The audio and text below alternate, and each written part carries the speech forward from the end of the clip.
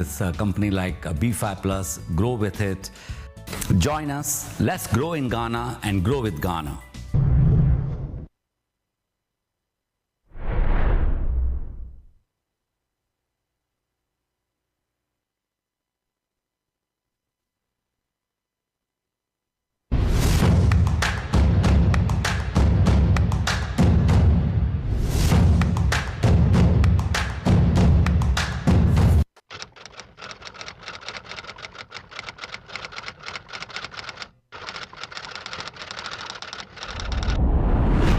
Dupuis is an agro-processing, a wholly owned Ghanaian company.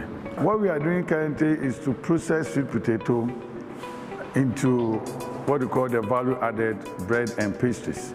We have 9 different products as of now, which we have commercialized and we are selling. We have what we call the sweet potato crisps, which is the raw sweet potato that has been sliced and actually fried. The sweet potato chips, which is a big processed sweet potato flour. The sweet potato bread, we have the sweet potato burger, we do the sweet potato pizza. We also do croissant, which is the French type of bread, but it's lighter than the normal bread. And then we have other pastries. We are able to do the sweet potato cupcakes, we are able to do the ring donut, the bull fruit, and all other pastries which you can use wholly flour to do. The latest that we have introduced is what we call the sweet potato fries, which is equivalent to the famous French fries as we know. We have been able to establish our farm. We have our dams. We have almost 10 farms which are all developed completely. We are producing and we are also processing. We are at the stage of adding to the sales points in terms of restaurants. For example, the University of Cape Coast Center is a big center we built. What we are trying to do is to try and get what we call affordable food for the student. We are also continuously setting up restaurants in each of the tertiary institutions, but that is where our business will end. Our main selling point is processing food without refined sugar. It's a game changer for the Ghanaian economy. Once we use the sweet potato as a substitute in any of the products that we are developing, we are creating opportunity for a Ghanaian farmer, for a Ghanaian business person to grow into the production of sweet potato. We can also talk about health, because in most of our products, the sweet potato dominates, and it has vitamin A and B6 as well. In future, we're looking to industrialize by way doing our own sweet potato noodles, sweet potato baby food, sweet potato flour, and others. We work with about 359 farmers in 2020. We are hoping that by 2022-2025, we should be working with thousands of farmers rather than hundreds of farmers. There is a scheme Casa Dupuis have called the In-Grower Scheme. We have our own farm, we prepare with our own machinery, and allow these farmers to grow on it. We purchase their product and give them the income, and then we also employ them. Casa Dupuis is a 90% women employer. Of the 150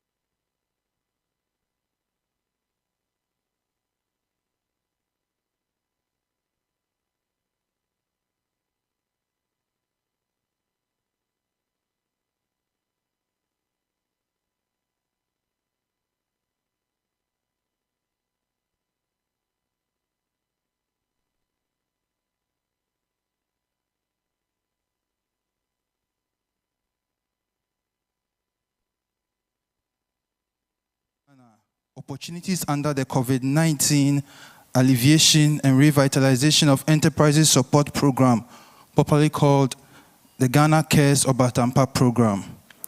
We look forward to having fruitful deliberations that will go a long way to further develop our dear nation, Ghana. My name is Kwame Kesi Japon, and I'm honored and humbled to be your MC and moderator for today's event. We are streaming live on all the social media platforms of the GIPC. Our handle is GIPC Ghana on Instagram, YouTube, and Twitter, and Ghana Investment Promotion Center on LinkedIn and on Facebook. Kindly use the hashtag DIMBerlin when tweeting or posting about this event. You are warmly welcome, and we want to begin with a welcome address from Her Excellency Gina Blay, who is the Ambassador of Ghana in Germany. Her Excellency Gina Blay is a media and public relations professional with over 30 years of corporate work experience and company management roles. Until her appointment in 2017 as Ghana's ambassador to Germany, she was the CEO of Western Publications Limited, publishers of the Daily Guide newspaper and other publications. In the course of her career, Ambassador Blay has served on the boards of several companies and organizations in Ghana, including the Social Security and National Insurance Trust, SNIT, Ghana Telecom, Ghana News Agency, the National Media Commission, and the World Association of Newspapers. Madam Gina Blay can't be here physically, so she's going to give her remarks via Zoom. So let's all turn our attention to the screen for her remarks, please.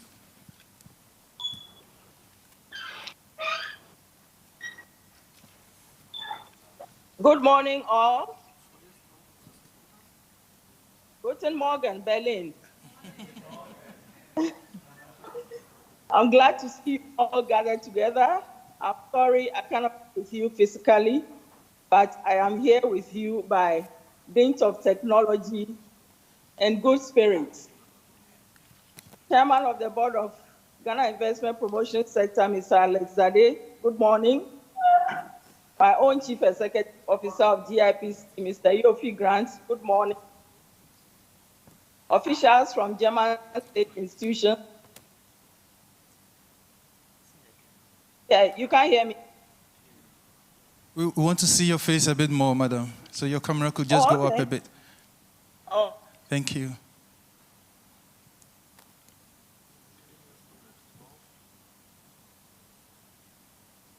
Because I can see you. Okay. We can see you now, ma'am. Please go ahead. All right. Thank you. Then I'll make it to members of the diplomatic corps, invited guests, hello, members of the media fraternity, ladies and gentlemen. I wish to welcome you all to today's event, and I must indicate that although I would have loved to be present to engage with you in person, the exigencies of life and work and everything else has made that impossible. However, I'm glad to see you and you can see me. Today's event, the Diaspora Investment Meeting, organized by the GIPC of Paramount, is of paramount importance as it seeks to leverage the great potential of the diaspora to contribute towards the socio-economic development of our dear country and to link up with Germany. All across the world today, countries are exerting enormous effort, time, and resources to woo the diaspora to return and invest in their economy. The potential of the diaspora is not lost on the government of Ghana, and it is for this reason that it launched the Year of Return and its sequel, After the Return, in a bid to open up the country to the diaspora to plow back talent, expertise, and various forms of capital to aid national development. Ghana's diaspora engagement objective is therefore to enhance the capacity of the diaspora to participate and contribute to the ongoing quest for sustainable national development in a more structured manner. There is no gainsaying, ladies and gentlemen, the fact that Ghanaians are practically domiciled all over the world. It is understood from available records that international remittances account for 5% of the Ghanaian economy, with an estimated 600,000 relying on such remittances. Ghana is also the second highest receiver of remittances in sub-Saharan Africa, after our big brother Nigeria. According to World Bank estimates, about $4.5 billion inflows came to Ghana in 2021, which forms about 6% of the GDP. It is also an established fact that currently remittances from abroad outstrips overseas development assistance, ODA, and foreign direct investment, FDI, flows in Ghana. The preceding report makes a case for a structured form of engagement with the diaspora to engage with governments to find avenues into well-researched programs through which the diaspora can participate meaningfully in the country's development. The potential of the diaspora is not only limited to remittances, there is also human and social capital, including the skill set and knowledge, as well as the extended network the diaspora maintains. It is in view of these and many more that Ghana is reaching out to you to bring your expertise to support the development efforts at home. The government has put in place various policies to assist you in this regard, and I'm sure this will be discussed as today's session unfolds. Distinguished invited guests, apart from the Ghanaian diaspora present at this event, I'm glad to note that there are also potential investors from the region and the continent. My colleagues from the African Diplomatic Corps have honored this invitation and decided to support it in their numbers, although their desk is as mine. I am of the strong view that as Africans, we can take advantage of new and emerging markets in Africa, as well as the Continental Free Trade Agreement, AfCFTA, which sets out to eliminate the barriers of trade in Africa to invest in our countries. Perhaps by being here today, some of you may be equipped and inspired to establish business not only in your countries of birth or origin, but all around the continent. I would like to add that since I've been here as ambassador of Ghana to Germany, our reliable German partners have not only collaborated with us on various levels of political engagement, but have also partnered Ghana on the economic and trade aspects. I've seen a good surge of German companies investing in the country, and in some cases, increasing their investments in Ghana. With a stable political environment, rule of law, good governance, and fundamental human rights, your investments are guaranteed to yield the dividends that every investor requires. Welcome once again to this event, and please feel free to engage with the team from GIPC as they are ready, able, and willing to assist you with any queries that you may have. God bless you, and God bless our homeland Ghana and the homeland Germany, and make us great and strong. I thank you for your kind attention. Danke schön. Danke schön. Thank you very much, Madam. Our next speaker needs no introduction. I was going to read his 3-page profile. He was like, no, don't read any profile. And in the office, you don't call him boss, you don't call him anything. You tell him, my name is Yofi. Call me Yofi or Mr. Grant. So I'm honored to welcome my Chief Executive Officer, Mr. Yofi Grant, to give us the keynote address. Let's give him a warm applause.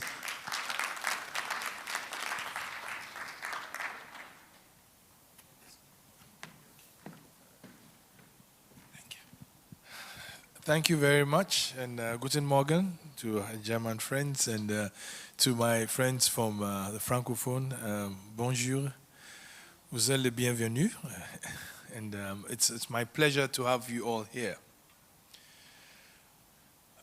I think in recent times, we've all faced challenges.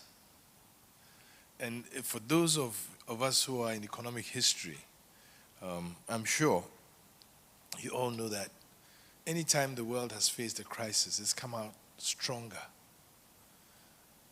and advanced faster. In today's world, we are in a situation like that. And that is very important to understand.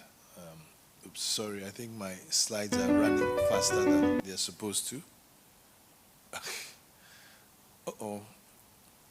Sorry, can we just go back and hold it for a minute?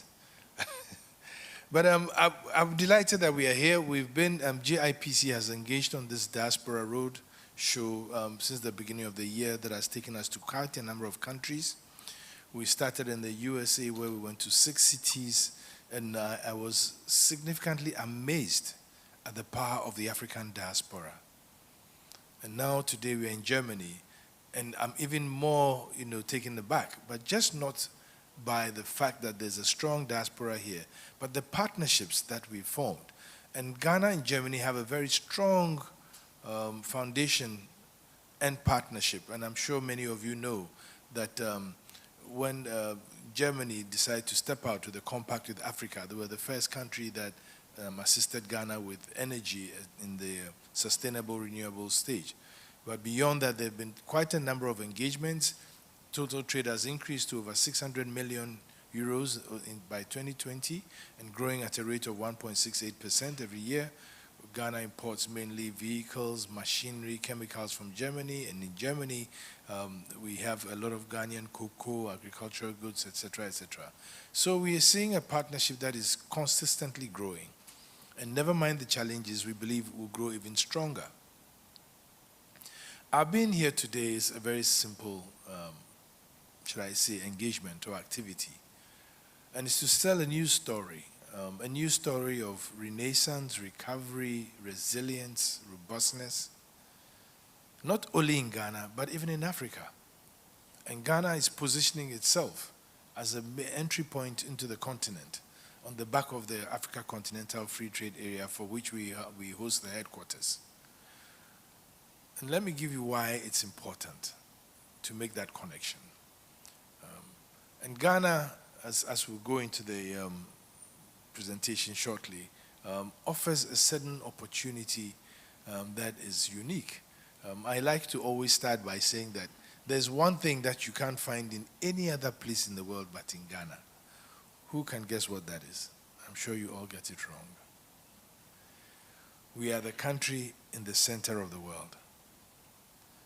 I've gone to many presentations and people always say, oh yes, we are the center of the world. And when I ask them, okay, what are your geographical coordinates?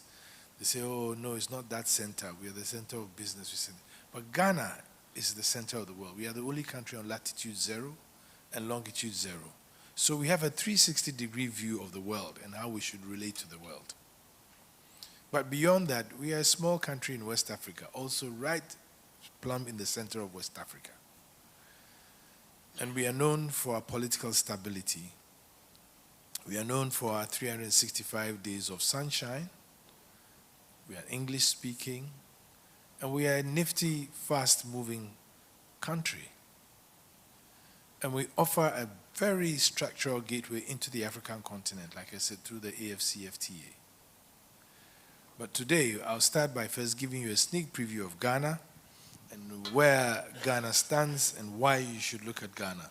And then we can go on to the other. For those of you who've never been to Accra or Ghana, this gives you a sneak preview of the country that we're just going to talk about.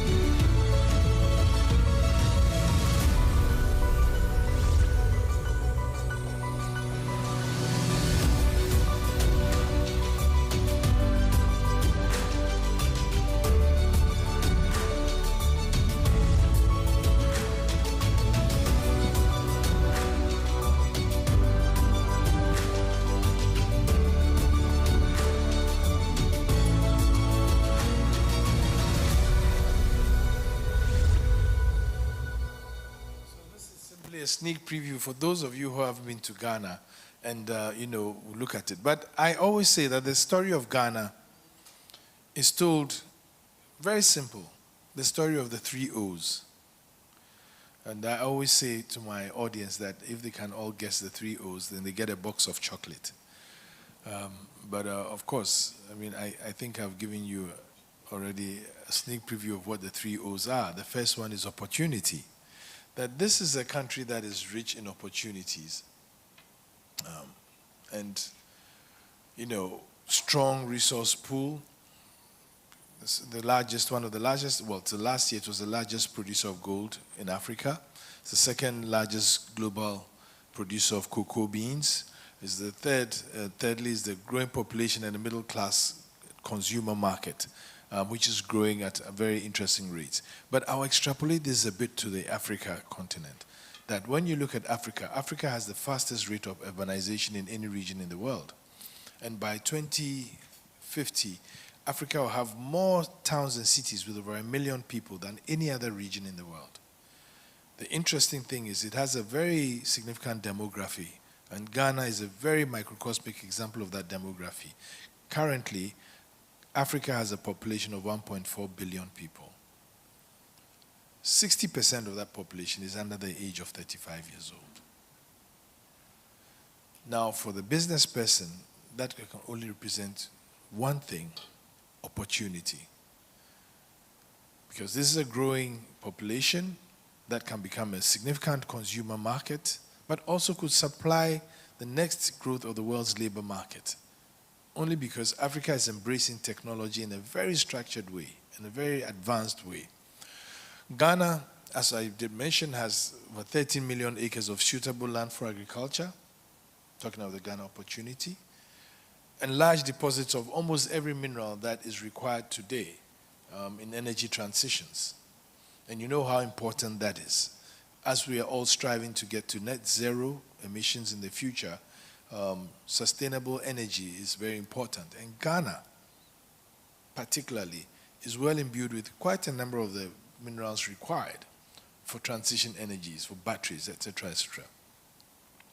But apart from that, relatively in the sub-region, we have comparatively good skilled and trainable labor, and a more recent policy of the free senior high school education means that in the near future, in the medium term, the minimum education of the average Ghanaian will be high school education. This is very important for an economy that's in transition. And why do I say it's an economy in transition?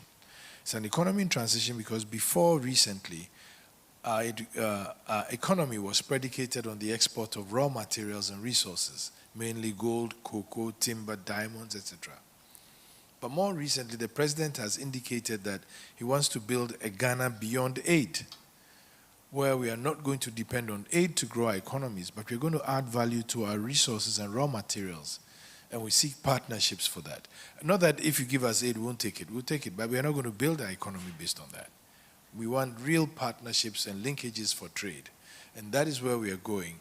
And because of that, education has become very important to train a new cadre of young, well-heeled people who can actually operate in the economy in transition, but can also have a global perspective of the education.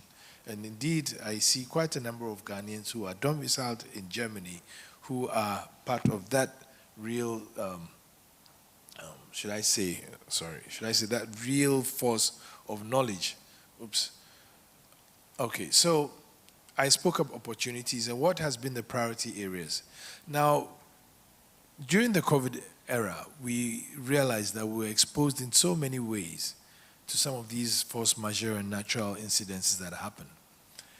So the president asked for an interministerial group to come up with a solution that will help us build back better any time that the pandemic goes away, or, should it abate a little bit. So we came up with a program called the Ghana Cares Obatampa Project. Now, Ghana Cares is the Ghana COVID Alleviation and Revitalization of Enterprises Support Program. And in that program, which was at that time priced at 100 billion cedis, which was approximately then about $12 billion, now probably about $10 billion because of depreciation, was to actually operate in certain sectors of the economy that will create jobs and create opportunity for investment, but also enable us to grow back stronger and better, grow the economy to become more resilient.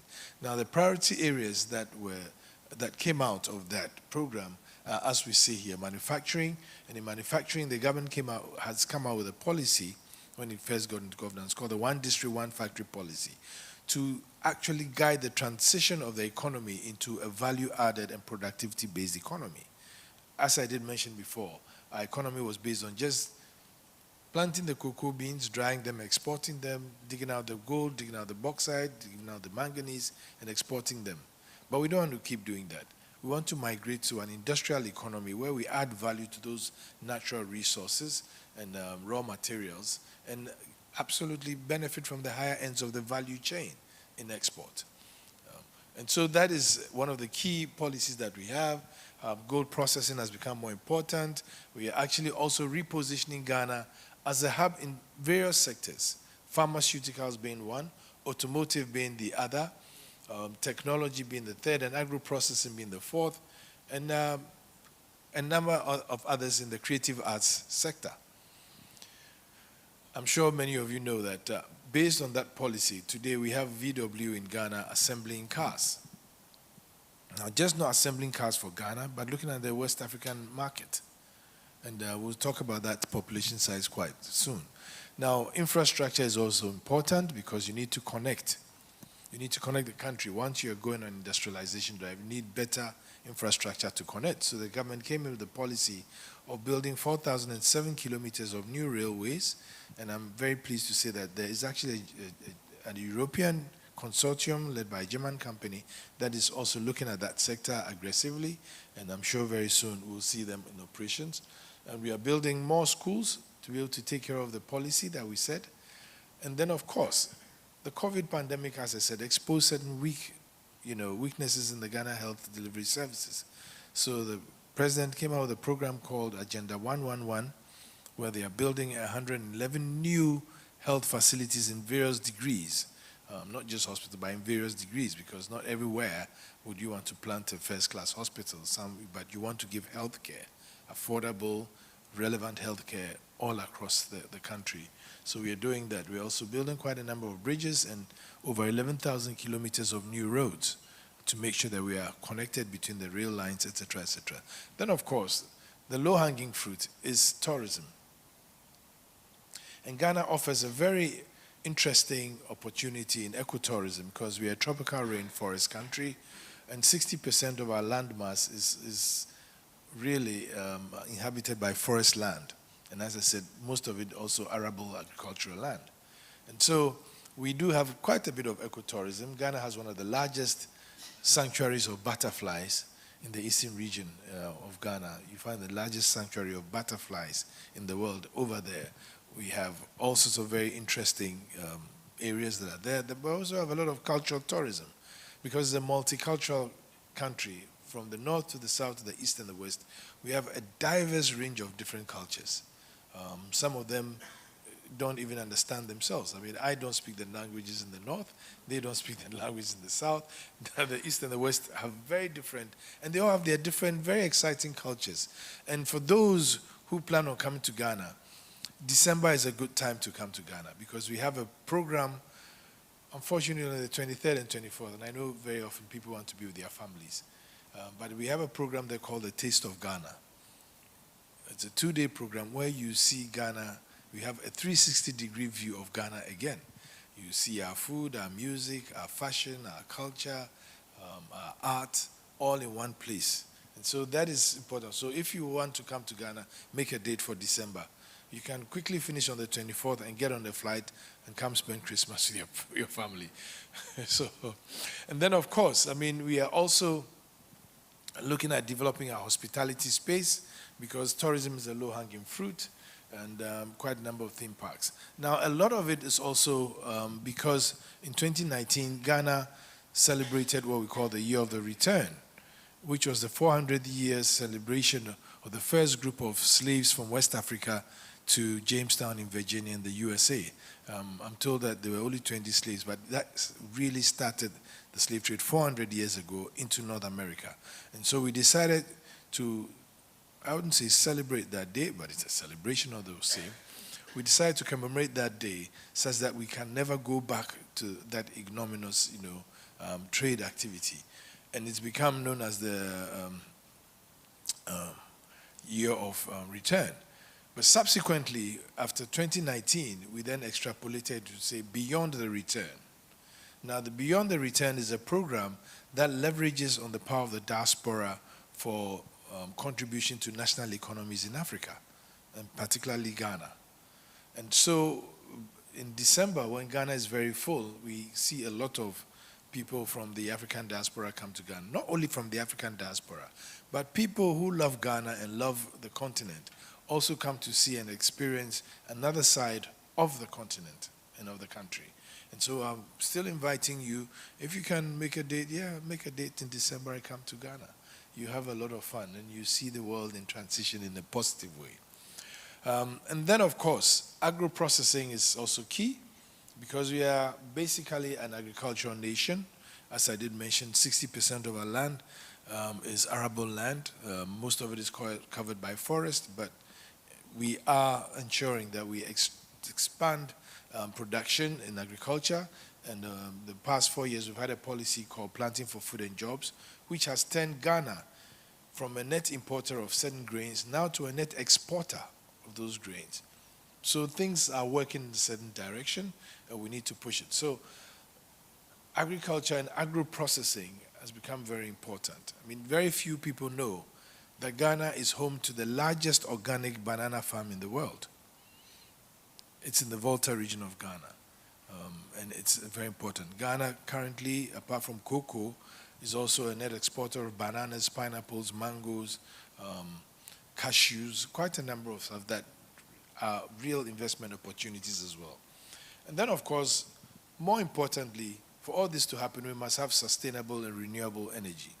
Ghana is a signatory to the Paris Accord and also endorses Agenda 2063 of the African Union, which clearly is to gradually migrate our energies from what we have from the hydrocarbons to renewable and sustainable energy along those years. And Ghana's plan is to reduce its gas emissions by 15% by 2030.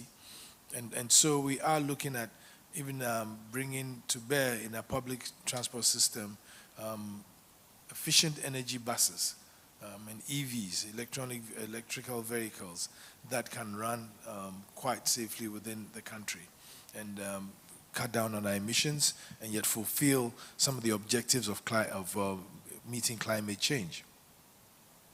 And energy is one of those. Ghana has a lot of gas, a bit of oil, and we are going to leverage that to develop energy. But more importantly, like I did say, 365 days of sunshine, occasionally disrupted by 1 or 2 rainy days, but still a lot of sunshine. And so we should tap that resource to provide energy, but also very good with wind. Once again, I would like to say that Germany was was the first country that supported Ghana in going green with energy under the Compact with Africa arrangement, where they actually did give Ghana 100 million euros to start developing solar along the country's energy provision lines. And so these are a few of the real priorities that we have. Now, I did say the second O, openness. And even being here today is a real demonstration of the openness we have. Openness in many ways. We are known to be politically stable. Ghana is seen as a bastion of stability and peace in the sub-region, the West Africa region. And it's a fact that we hold very gladly and jealously to our chest that we need to maintain that. But we engage. We are constantly engaged in a reform program to improve and facilitate an investment destination and the business, a great business experience. In fact, the president, I remember when I was first appointed, said that We need to make Ghana the best place to invest and do business in Africa on the continent. It's a daunting task, but we believe that if we put our heads to it, we will achieve it. And so since then, it's been a constant, exercise of reform to ensure that we speak to our investors, they speak to us, and before, whilst we were waiting for investors to come, we thought that it wasn't doing well for us. So now we come to you. And the strategy is, if we see an interest in the country, we actually do come to you and ask you, so what do you want to see, or what do you want us to do so that we can invest in Ghana and ensure that there's mutual benefit, but that you have an extraordinary business experience in Ghana. That is the focus we have with the marketing strategy today. So for all of you who are in Ghana or looking forward to go to Ghana, I'm here with my team from GIPC, and they are ready to assist you with all the problems we have. And more recently, to ensure a good investment facilitation platform, we've actually set up an aftercare office in GIPC, which engages with investors even before they transform their business propositions to businesses, engage with them to assist them on board their ideas, but also to resolve problems. To show how open we are, our constitution guarantees against expropriation. So does the GIPC law. So you might have cases where even business people take the government to court and they win their cases. And ours is to ensure that we make sure that there is fairness, there's mutual benefit between the investor and the country, and make sure that you have that great business experience that we want. So that is how open we are to engage. And it's all about engagement today. The 2 SDGs, or Sustainable Development Goals, that we've leveraged our development strategy on is SDG 1, which talks about poverty eradication, and SDG 17, the last one, which is partnerships for linkages and for trade. And so for us, we are very clear on the engagement, and GIPC is very clear on its mandate of attracting, not just attracting, but actually bonding with the investor in Ghana. For us, investment is not an activity, it's a relationship. And like we all know, all relationships have their ups and downs. But through engagement, we ensure that we all have a good experience in Ghana. So I've talked about some of these already, and I'm sure for those who are already in Ghana, maybe they are our best ambassadors, and they might even speak better about it than I will. And so I will give them the chance to tell you, those who haven't been to Ghana, who are looking to go, not just to Ghana, but to Africa, that it's a good place. There is a sudden changing wave in Africa today, and I think that that message needs to go out very clearly. We are constantly reforming to ensure that we eliminate a lot of the barriers for the investor to onboard their business. We are also improving our tax environment, and you know that globally tax has become an issue because of revenues in countries where there is a drive to say that at least every company that does international business is taxed appropriately. We have a renewed focus on agriculture, renewed focus on industry, but a clear mandate also to empower the youth through startups, innovation, and all the programs that we need to do to ensure that the youth are real agents of economic development. In the Ghanaian sense, I'll probably I'm in the group that occupies about the 1% of the age group.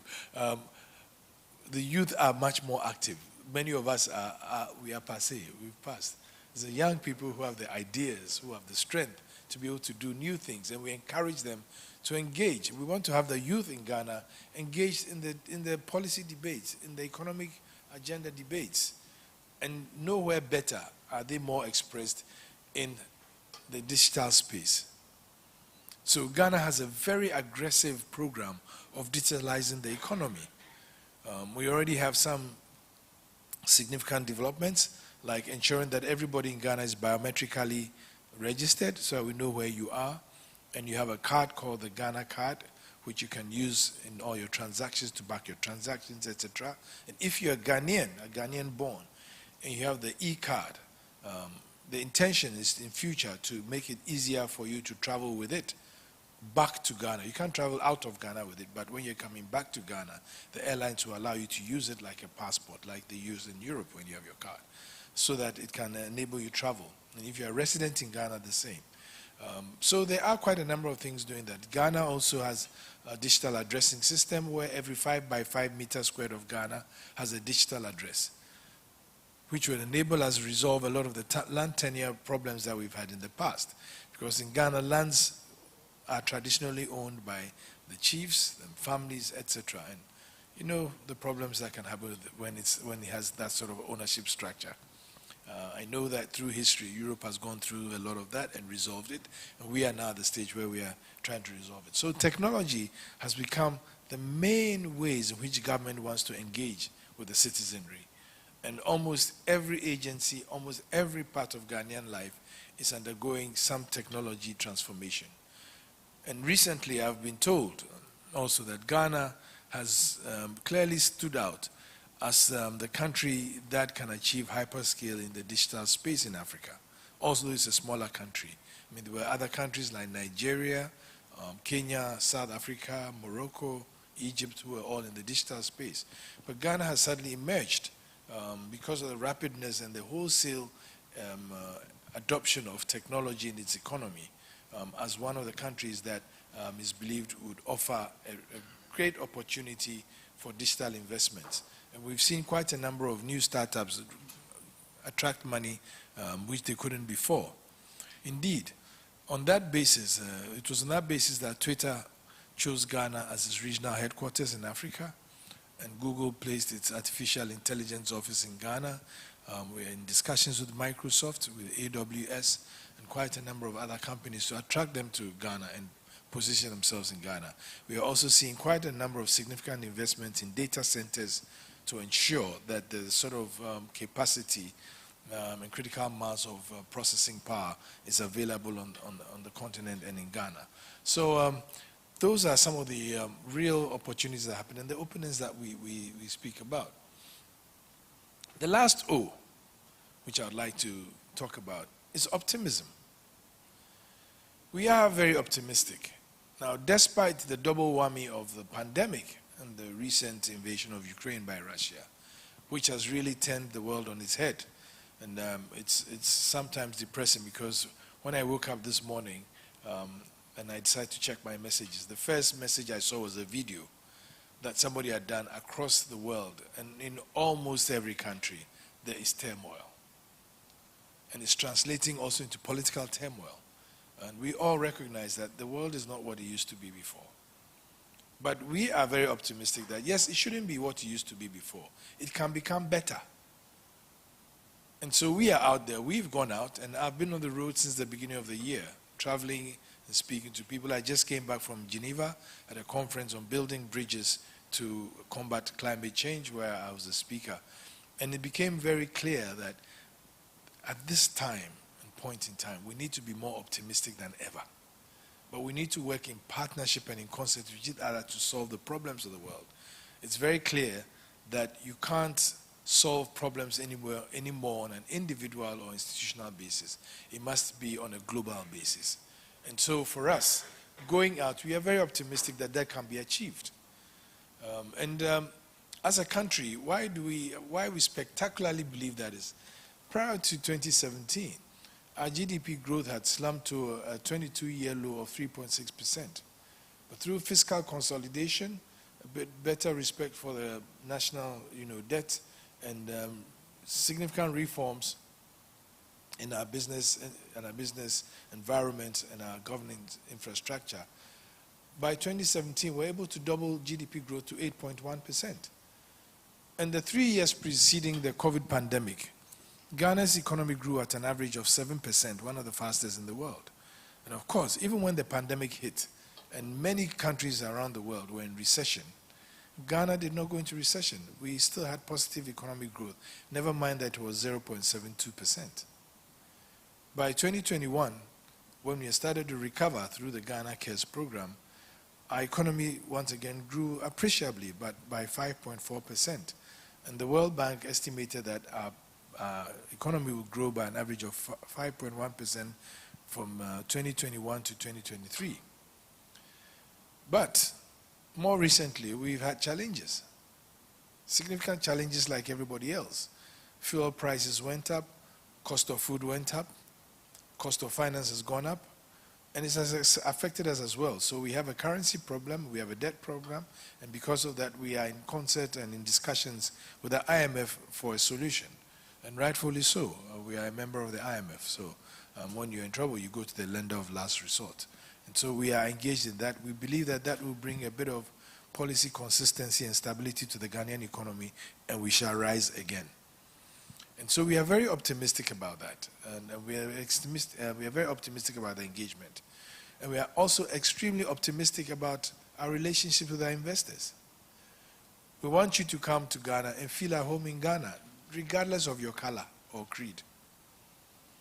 We want you to come and feel at home. We want to position ourselves as a place that you want to be. When you wake up in the morning and you shut your eyes and you open your eyes, you see Ghana. You see the 3 O's. And you remember what I said to you about the 3 O's. So this is our short story this morning. I have further put a few statistics, and the presentation will be available to anybody who wants it, so you can have a good view of it, and you know, if there are any queries, you can get back to us. But as I said, we were the most investment attractive in West Africa.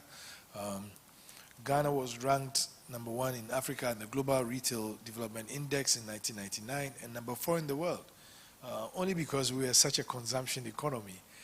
And so we really engage in the partnerships, global partnerships that make it happen. We were one of the fastest growing economies in the world, and Bloomberg projected that we'll still be one of the fastest growing in 2021. And indeed, in 2022, in the first quarter of the year, the economy grew by 3.3%. But in the second quarter, it grew beyond expectation at 4.8%. And so we're expecting that that momentum will be held, despite the difficulties that we have with currency, with interest rates rising because of inflation, and revenues dropping. But I believe that optimism is very important, especially in the engagement between any country and its investors and its visitors. And so we are pretty, sorry, let me just go back to the other one because it's very important, to assure you that government is committed, government is committed to, you know, improving the economy and making sure that we overcome. Oh, somehow the slide doesn't want me to stay on that page. We are going through quite a number of fiscal adjustments. Like I said, we are actually working with the IMF to ensure that we do not spend what we don't have. There are structural reforms to improve efficiency and competitiveness. And then, of course, discussion with financial and legal advice on a possible debt restructuring. Now, it's important to do that. A lot of investors, and there are 2 types of investors. There are usually the debt capital markets investors, and then the equity investors who invest in real business. And they have different views of looking at the country. The debt investors want to see whether you can pay your loans. The equity investors want to see that they can grow in your market and have a bigger expansion in their business and make a lot more money. We understand both and we engage with both. So our financial sector is one of those sectors that we are, you know, really paying a lot of attention and provides a lot of opportunity for investors. Now, I'll not go through all of them because it's a slide of about some 60 pages, and we don't want to have dinner here.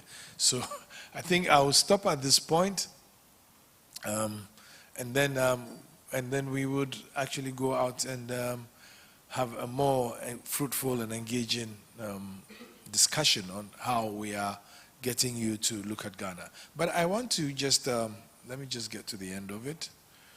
There are some very interesting slides there, trust me. So I'm just giving you trailers so that you ask for the presentation and go through. But yes, and if you want to reach us, you can find us on quite a number of social media handles.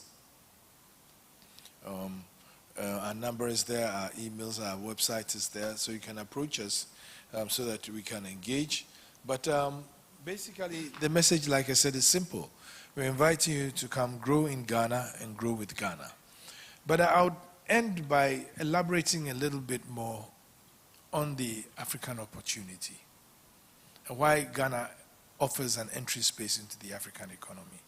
I did say that Africa is a continent of 1.4 billion people, currently with a combined GDP of 3.4 trillion. But Africa is resource rich. And in the longest time, Africa has not benefited from exporting its resources and raw materials in the way that it should have. So this is a very rich continent, but its people are poor. And so the narration needs to change.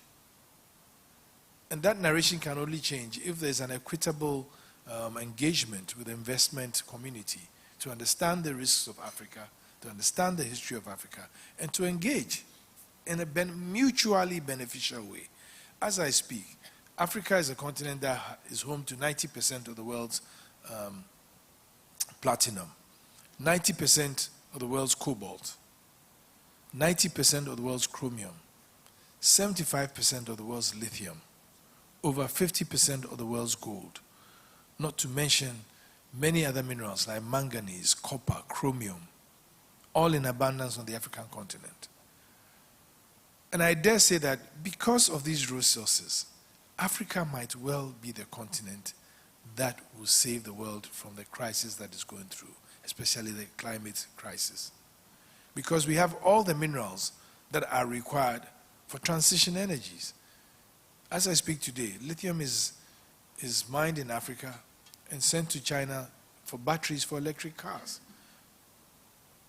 And China is doing probably 80% of the batteries for electric cars in the world. We believe that there are opportunities for other places in the world to help us exploit and benefit from these resources.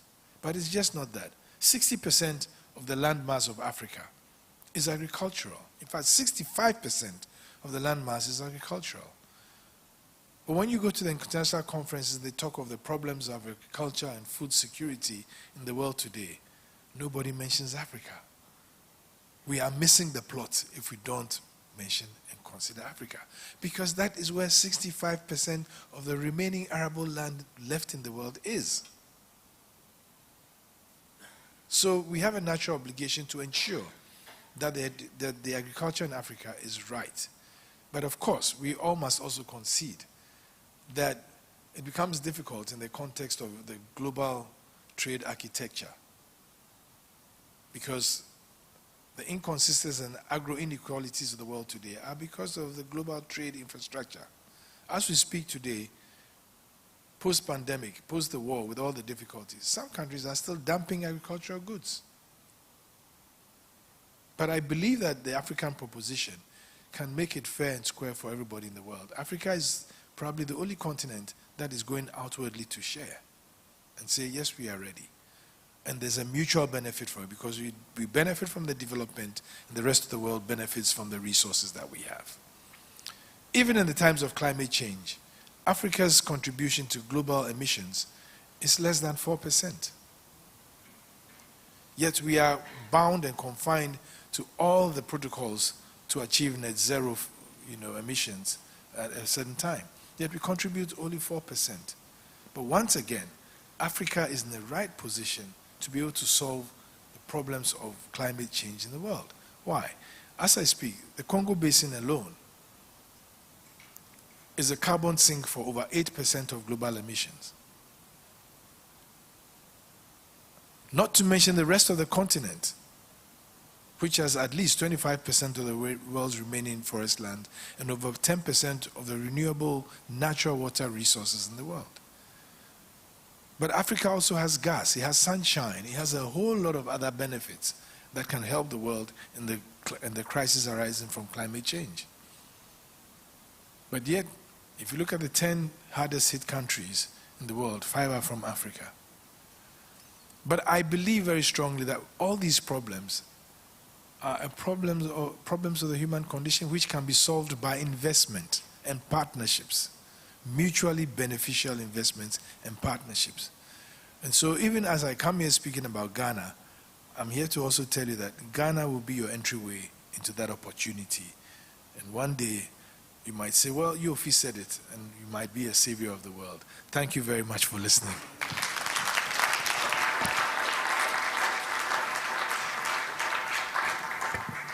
Thank you very much, Mr. Grant. Let's give him a round of applause again. Thank you so much for that wonderful presentation. We are ready for a quick snack break. But before we go, I need you to follow us on all our social media platforms. So on LinkedIn, it's Ghana Investment Promotion Center, same for Facebook. And Twitter is GIPC Ghana. Instagram is also GIPC Ghana. Kindly follow us before I say we should go for coffee break. Okay, we'll take a 10-minute coffee break and we'll be back for the panel discussion. But before that, we'll have a conversation, we'll have a chat, a speech by Mr. Dade, the board chairman. So let's take a coffee break and we'll be back in 10 minutes. Thank you so much.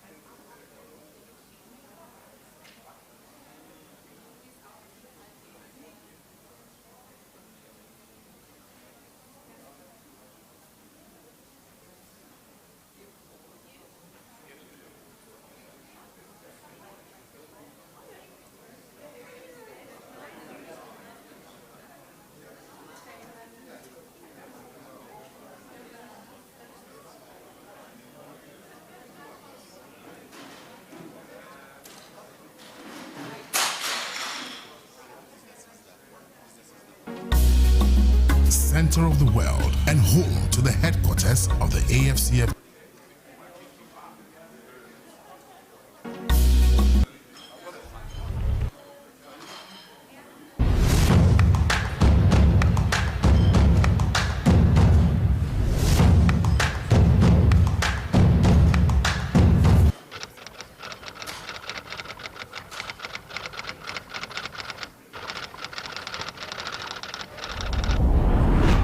Plus company we started nearly 2 decades back.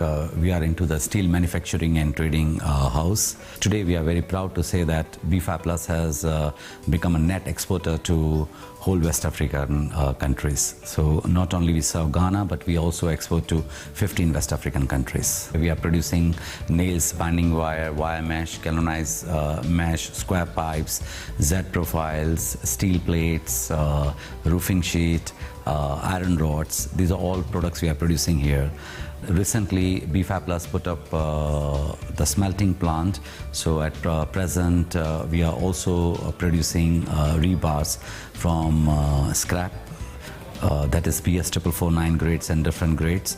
Under 1D1F, under His Excellency Nana Akufo-Addo, we have opened West Africa's biggest fabrication plant, that is in La Pleku, where we are producing any type of fabrication where you talk about shades, different types. We can make the residential buildings, tankers, storage facility, anything you name it, we can produce that one there. And we are very proud to say that currently whatever BFA Plus has produced in the last couple of months under 1D1F, we have been receiving very high report of that. The quality and the service what we have provided there, it is really commendable. And at the same time, BFAP Plus has also come up with a melting unit, a biggest melting unit. At present, we have already started since last October, and very soon we are going to commission the rolling mill as well. Ghana Club 100 Award, we have been recipients for the last couple of years, and as per GIPC ranking in the industrial, we are always number 1 and 2. In the steel, we are number 1. So that has gone a quite positive way. And whenever you receive any award from a reputed institution like GIPC, that gives an additional edge, and when you are dealing with your other counterparties. And at the same time, it also keeps you on the toes to make sure that you should keep doing the good work what you're doing. And so far the processing and working with GIPC has been really great. BFAP Plus currently employs more than 10,000 people directly, indirectly. Beside that, we have more than 1,000 distribution network. At present, BFAP Plus is having 12 branches across Ghana in different regions. Today, BFAP Plus is serving housing industry, to the oil and gas industry, to the mining industry, to clients of corporates like who are into the residential projects, and fabricators, and lot more. We are the promoters of DPSI International School in Community 25. We like to give a free education to the children. We keep on doing the free medical camps, eye camps, support the sports activity, and a lot more. I think the Ghanaian consumers, they are the smart consumers. What they believe in, the quality product at the right price, and the service. If you give them the box of everything, and BFAP Plus is one-stop shop for steel, so you name it, we have it. Ghana is like a second home.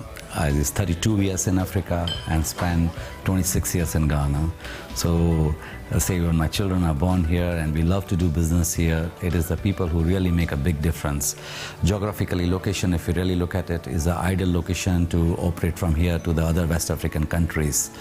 And there are ample of opportunities. The first thing somebody should say that when it comes to the quality of steel and the pricing, it is the BFAP Plus. And at the same time, we also want to be known for our CSR activities. BFAP Plus not only produces the quality steel, but they also produce the quality leaders for tomorrow. I would like to take this opportunity for all my dear friends inside and outside Ghana, that they should take an opportunity to come and invest in Ghana, associate with a company like BFAP Plus, grow with it. Join us, let's grow in Ghana and grow with Ghana.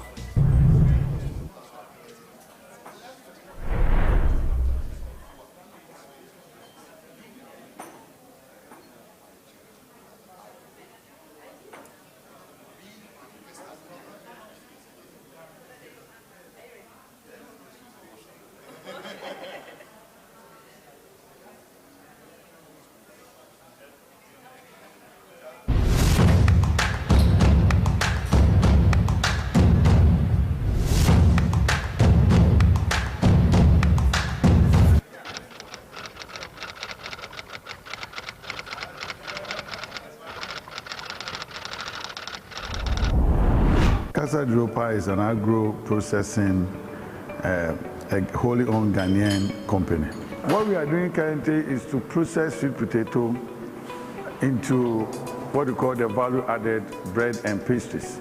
We have 9 different products as of now, which we have commercialized and we are selling. We have what we call the sweet potato crisps, which is the raw sweet potato that has been sliced and actually fried. Sweet potato chips, which is a big processed sweet potato flour. The sweet potato bread, we have the sweet potato burger, we do the sweet potato pizza. We also do croissant, which is the French type of bread, but it's lighter than the normal bread. And then we have other pastries. We are able to do the sweet potato cupcakes, we are able to do the ring donut, the bull fruit, and all other pastries which you can use wholly flour to do. The latest that we have introduced is what we call the sweet potato fries, which is equivalent to the famous French fries as we know.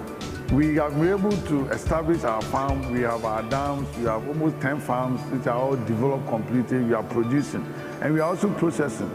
We are at the stage of adding to the sales points in terms of restaurants. For example, the University of Cape Coast Center is a big center we built. What we are trying to do is to try and get what we call affordable food for the student. We are also continuously setting up restaurants in each of the tertiary institutions. But that is where our business will end. Our main selling point is processing food without refined sugar. It's a game changer for the Ghanaian economy. Once we use the sweet potato as a substitute in any of the products that we are developing, we are creating opportunity for a Ghanaian farmer, for a Ghanaian business person to grow into the production of sweet potato. We can also talk about health, because in most of our products, the sweet potato dominates, and it has vitamin A and B6 as well. In future, we're looking to industrialize by way of doing our own sweet potato noodles, sweet potato baby food, sweet potato flour, and others. We work with about 359 farmers in 2020. We are hoping that by 2022-2025, we should be working with thousands of farmers rather than hundreds of farmers. There is a scheme Casa de Europa have called the In-Grower Scheme. We have our own farm, we prepare with our own machinery, and allow these farmers to grow on it. We purchase the product and give them the income, and then we also employ them. Casa de Europa is a 90% women employer. Of the 154 workforce, 90% are women, and that's our focus. But your time and if you never me by member the maid on Casa de Europa, and you and Abram or Mancasama Brabo. Member started the maid on Casa de Europa, and I want me to my service. But they shall me bar. No, my family. Yes, you do not know who to Mancasa. I send the best man for man and Indiana show. Or do I would declare for into one face camera. No, much of one casa. And I started you made it. Was someone else? Yes, I can spend time. Abuayan casa. Our young machine, BBR. What we do is that we support it. It's an attempt to industrialize Ghana. It's an attempt to create jobs, because the 154 workers mostly are from this community. These people would not have been here, or they would not have had opportunity to earn income if Europa were not here. Casa de Europa will be thankful to the President of the Republic of Ghana, His Excellency Nana Addo Dankwa Akufo-Addo, for two reasons. One, he came to a farm, not a factory at that time, and he was excited what we could use the sweet potato and give us a thumbs up. We remember a week after his visit, Casa de Europa received up to 130,000 views in our website, and that alone was a game changer. So to us, it is the President of the Republic of Ghana that made Casa de Europa a worldwide company. Fast forward to 2020, His Excellency the President also came here in person, and he was on tour on Central Region. On that day, 21st of August, he decided to eat here. And to us, that's a big endorsement. We can never say thank you to this man for him to trust us, to believe what we are doing, and to eat our food alone. It's a sign that we are doing something good, not only for the people of Ghana, but for the Africa. Because one thing is for sure, the type of technology that we are doing here is the first of its kind in the world. We've already done Casa de Europa USA, Casa de Europa Canada, Casa de Europa Europe, based in Amsterdam, and then Casa de Europa Middle East, based in Dubai. So our aim is to work with some other investors and push out our brand to make sure that we are a Ghanaian company making difference to food production and food processing. So let us grow in Ghana and grow with Ghana.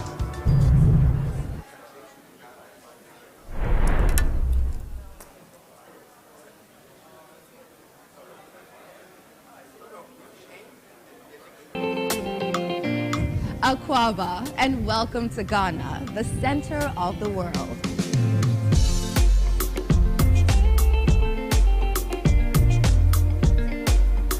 Welcome to the center of rich cultural experiences and a hotbed of heritage.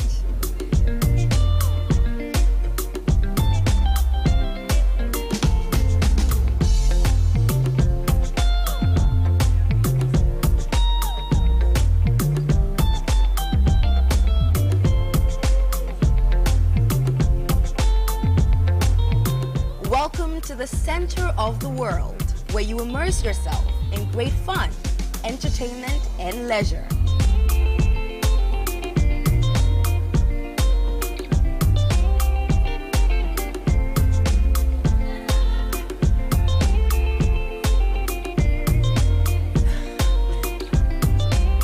Welcome to the heart of sustainable ecotourism, where nature is still pure.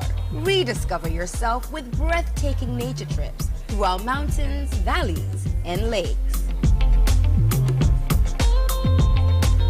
Aquaba, to the center of adventure. Endless thrilling and breathtaking adventure awaits you.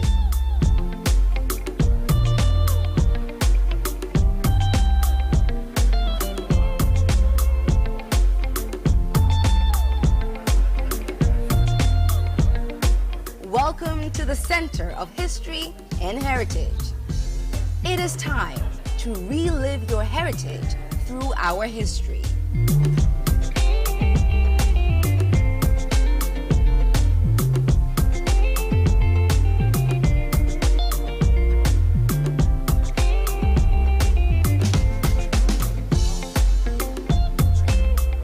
So come and experience the culture, the warmth, and the rhythm at the center of the world.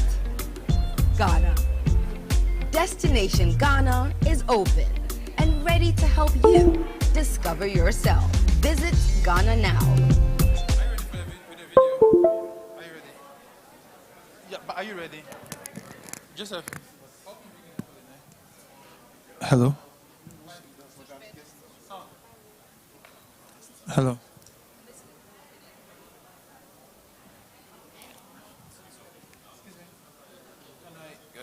Mike. Yep.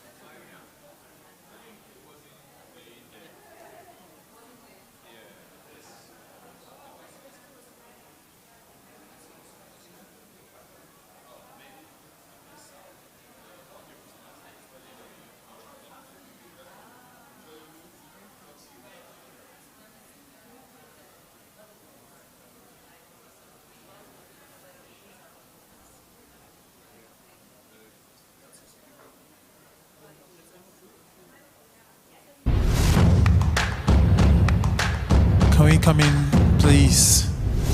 Let's come in.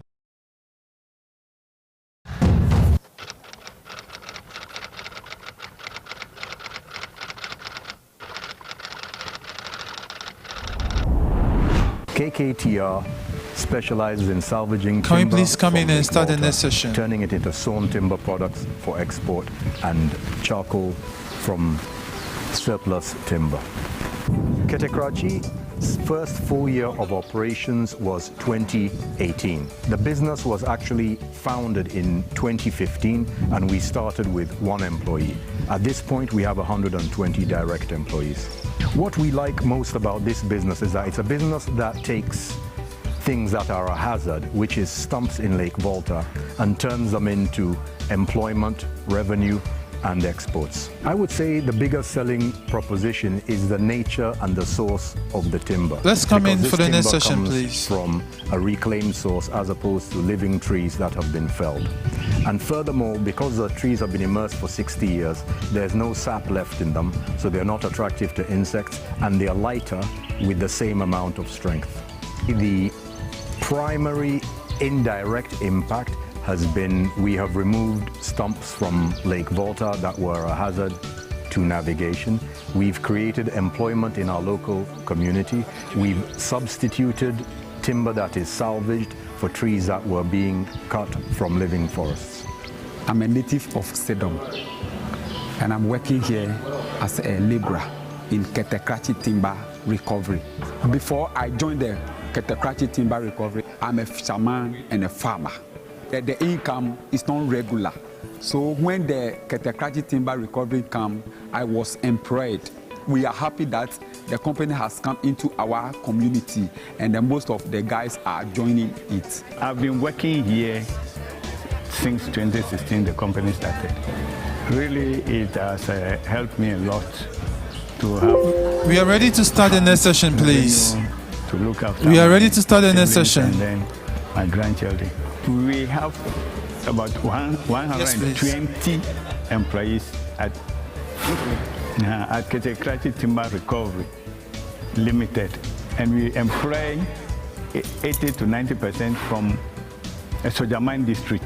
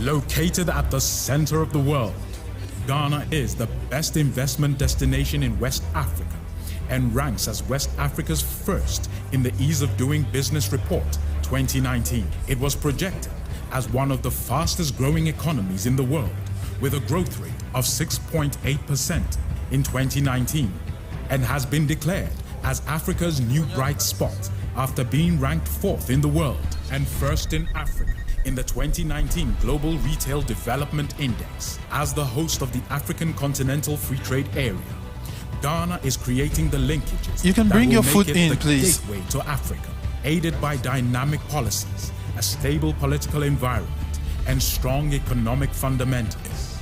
The government of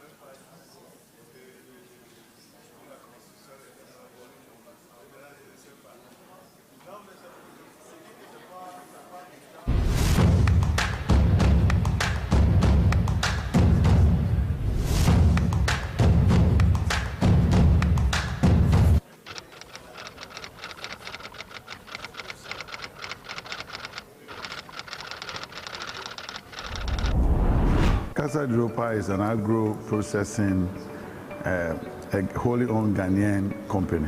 What we are doing currently is to process sweet potato into what we call the... Let's turn our attention to the screen for a brief moment, please. We have 9 different products as of now, which we have commercialized and we are selling.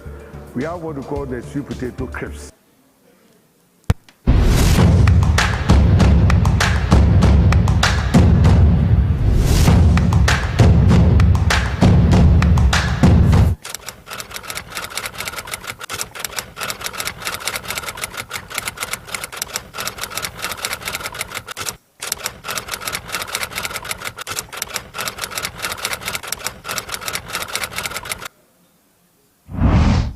When we set up the Universal Motors in 2004, we registered with GIPC, and that was the reason was to represent Volkswagen in Ghana. So we were the importers of Volkswagen in Ghana.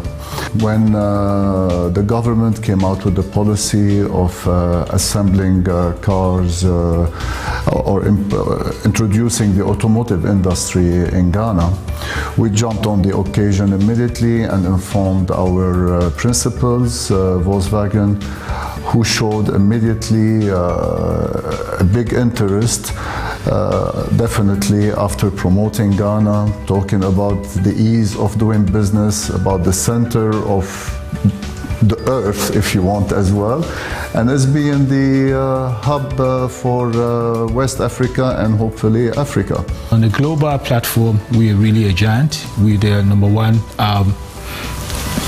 automobile company coming into the Ghanaian market.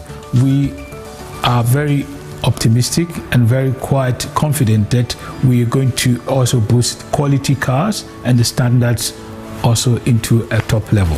Our target is to reach every single, possibly every single client or user, driver in Ghana. By introducing cars from the entry segment like the Polo or the Gol, going up to the top segments. We build the cars here. We make it much more affordable because the government policy which is supporting the importation or having also import taxes below, this makes it much more affordable to a Ghanaian market, and I would not advise that you will go back to Europe and import the same car here. You will get it here. It's the same brand, it's the same engine, same standard, and also same quality. Most of the current auto industry manufacturers around the world, China for example, or Thailand or other countries around the world, started the way we started now as SKD and developed to be one of the major manufacturers of auto industry. So we are moving step by step, developing with Ghana into the auto industry. The economy is boosting, people are spending, and this is also our surroundings around the sub-Saharan Africa. Ghana has been always been the lead. So we saw Ghana as a foot, the gateway that we have to step in. We have employed new people, but at the same time, with the growth, many more people are being employed. We enter in here with our partner, Universal Motors, who is having over 300 staff here. We have a new engineers or mechanics that they are even, I would say, they are now doing the most wonders now in VW industry in Ghana. They are building the cars. It's a very good first step into developing the auto industry, and this is the best way, the real way to grow in Ghana and then to grow with Ghana. Fellow investors, we have taken the lead. It's all about collaboration. We invite you, let's all get together, grow in Ghana, grow with Ghana. Grow in Ghana, grow with Ghana. Before we proceed, as Ghanaians, we have our culture, and we'd like to warmly welcome Nana Okochiribo Ampedu the First, Kwamuma Hene representative in Europe. Nana, you're welcome. And Sylvania Gelt, representative of Africa in Hamburg. We move on, and we want to invite the next speaker. Mr. Alex Dade is a successful entrepreneur and philanthropist with over 30 years experience working across multiple industries and sectors across the globe, including fintech, logistics, agric, property development, commerce, particularly in the United Kingdom and Ghana. He functions in various C-suite capacities and serves on boards of multiple institutions, including Ecom Agro-Industrial, Premier Textiles in the United Kingdom, Birchful Investments Limited in Jersey, Channel Islands in Dubai, KGL Capital UK Limited, and Dominion Direct Limited, to name just a few, actually. Mr. Dade is renowned as a strong advocate for the inclusion of the Ghanaian diaspora in the political and social economic transformation of Ghana.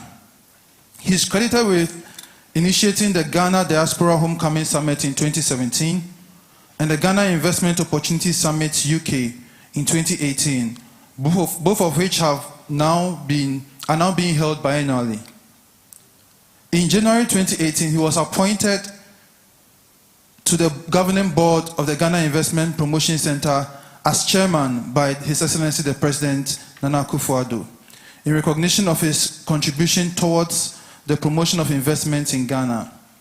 As part of KGL's corporate social responsibility, the group has been a major sponsor to the Ghana national soccer team, our beloved Black Stars, in their 2021 and 2022 AFCON and World Cup campaigns. And yes, indeed, we are going to Qatar. The group has also sponsored major events such as the Diaspora Investment Summit 2021, the GIPC Diaspora Investment Summit, Diaspora Africa Forum's iconic visit of Mother Viola Fletcher and Uncle Red in Ghana, and the Ghana Investment Opportunity Summit 2022 in London. KGL Foundation also frequently contributes with other charities in Ghana, including the Kokroko Foundation, the Rebecca Foundation, Achievers Foundation, Diaspora African Forum, and many others. This is the abridged version of his profile. Ladies and gentlemen, let's welcome warmly Mr. Alex Dade, Board Chairman of GIPC.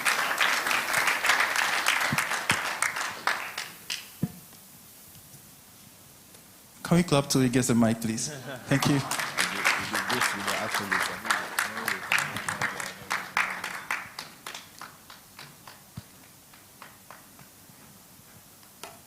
I think he's said everything that I was going to say. I have actually been brought in, or I go around with GIPC to share my experience as a diaspora investor. So I've just put down a few notes to share with you. It is indeed a great honor to be invited to share with you my experiences as an accomplished diasporan entrepreneur and philanthropist, and also as the chairman of the governing board of GIPC. Growing up as a young man in Ghana, I always had a burning desire to be an entrepreneur and to make significant contributions to Ghana's development. In fact, those days, as a young student, we would converge with my good friend Yofi and Co. We would converge and talk about accomplished Ghanaian diasporans and entrepreneurs like Sian of Tata Brewery, Ari Dakon of Mechanical Lloyd, B. Mensah International Tobacco, Apea Menka Alpino, and Esther Oklu Nkulenu Industries, just to mention a few, and how they had brought about change in Ghana through innovations, entrepreneurship, and investments. These were inspirational entrepreneurs who shaped my generation. It now falls on our generation to shape and inspire the next generation of entrepreneurs. Like many young men, I dreamt of a future where I could help bring about this change. Traveling across the country and seeing the underdevelopment, while many saw despair and hopelessness, I saw opportunities for development and growth. Ghanaians, in my opinion, needed to embrace technology in a fast-changing world. They also, in my opinion, needed a reset of attitude and behavior to bring about the desired change of a developed economy and the mantra of the leading star of Africa. This informed my decision to migrate to the United Kingdom after graduating from the University of Ghana School of Administration, now the Business School, to acquire the requisite knowledge and return to help transform the investment landscape. 30 years plus, ladies and gentlemen, I have seen changes in Ghana's socioeconomic and ecological state, albeit not at the pace I desired as a young man.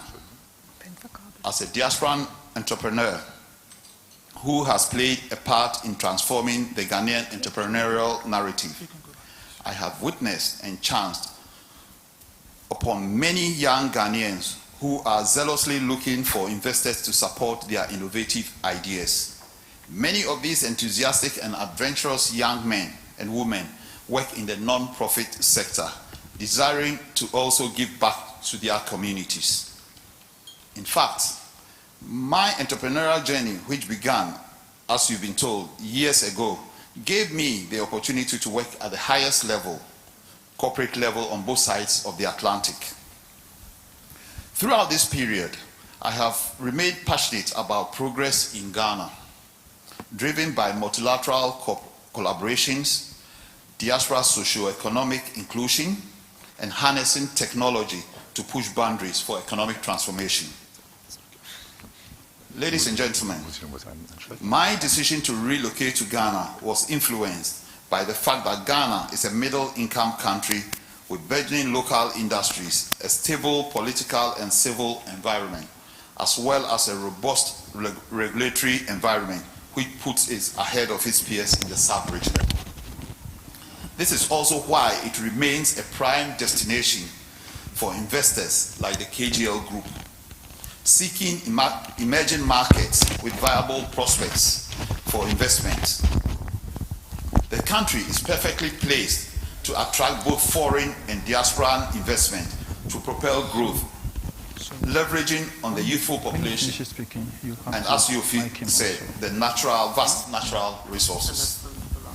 Since my relocation, I can boldly state without a shred of doubt that the most successful period of my entrepreneurial journey hasn't been in the United Kingdom, but has been in Ghana.